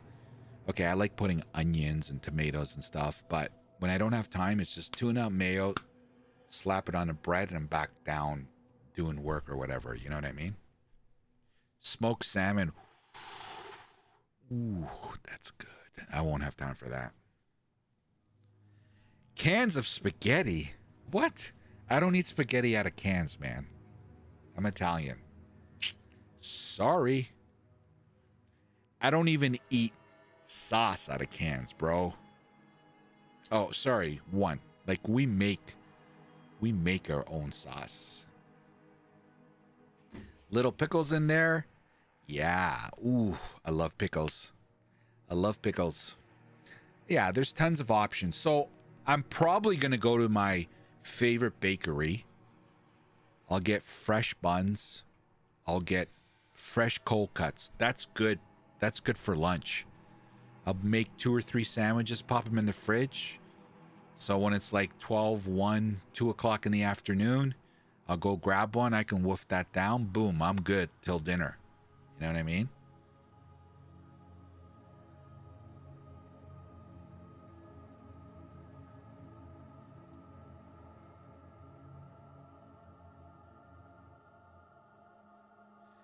How about risk your Italian on putting that sauce you ate to boost your ramen? Guys, my wife made lasagna this weekend. Lasagna.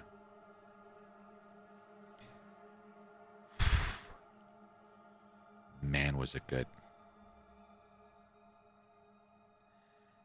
Beef jerky. You know what? I can't believe I'm going to say this. I've never had beef jerky.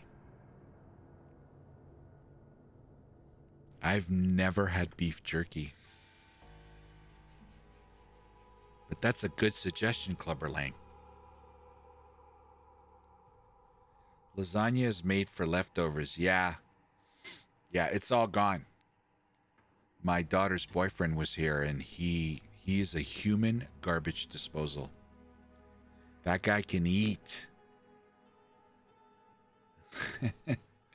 That guy can eat, and he's like literally this thin. He's a garbage disposal and doesn't gain a weight. That guy can eat, man. That's the first. Okay, you know what? Okay, guys, remind me about the beef jerky on Tuesday or Wednesday, and I'm gonna buy it and I'm gonna eat it during POE2. That's gonna be my first. Is there so this beef? I'm pretty sure beef jerky has different flavors and stuff. Does anyone have a recommendation, or all of it is good? I like spicy, so if there's a spicy version of it, I'm gonna grab that. Is that okay? Or do you guys have a recommendation? Yeah, I've seen the packages when I go to the gas station. Like I've seen the beef jerky packages. That's how I know there's different flavors. But I've never, ever had one. There are spicy ones. That's the one I'm getting.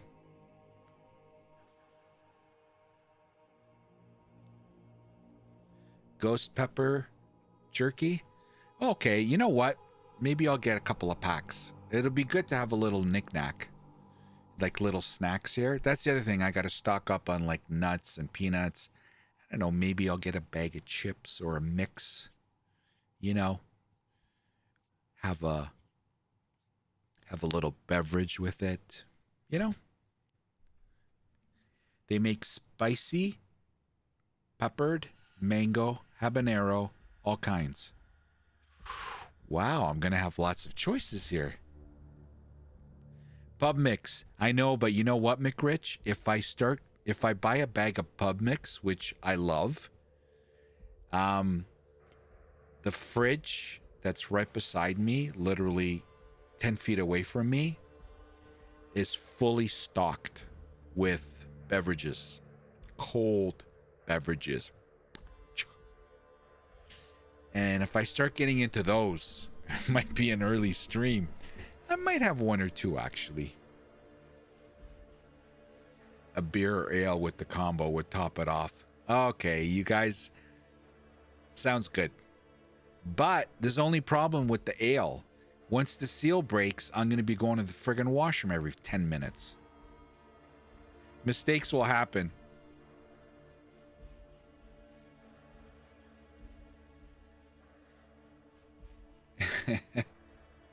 One drink per death. No way. Oh, yeah, I'm going to be like,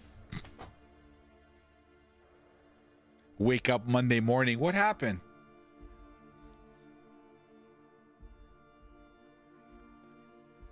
The wife will bring me a bucket. You're good, Sammy? I don't know. No, I'm being smart. I'm telling her, you know, you should probably reach out to so and so, go out Saturday night. You know, I'm trying to, you know, plan her weekend too. It's a shame you don't have a mini fridge. Bread, prosciutto, buffalo, all type of boards, delis, and creams to make stuff. Ergo, if you're here Friday, now because you said that, that's exactly what I'm doing. I have a full ass fridge, full sized, right beside me. And I have a mini fridge upstairs, which I could bring downstairs. But I was thinking, why do I need the mini fridge? I have a fridge literally 5 steps away from me that is fully stocked with beer. And that's where I'm going to put all my stuff. I'm going to put water, and I'm going to, you know,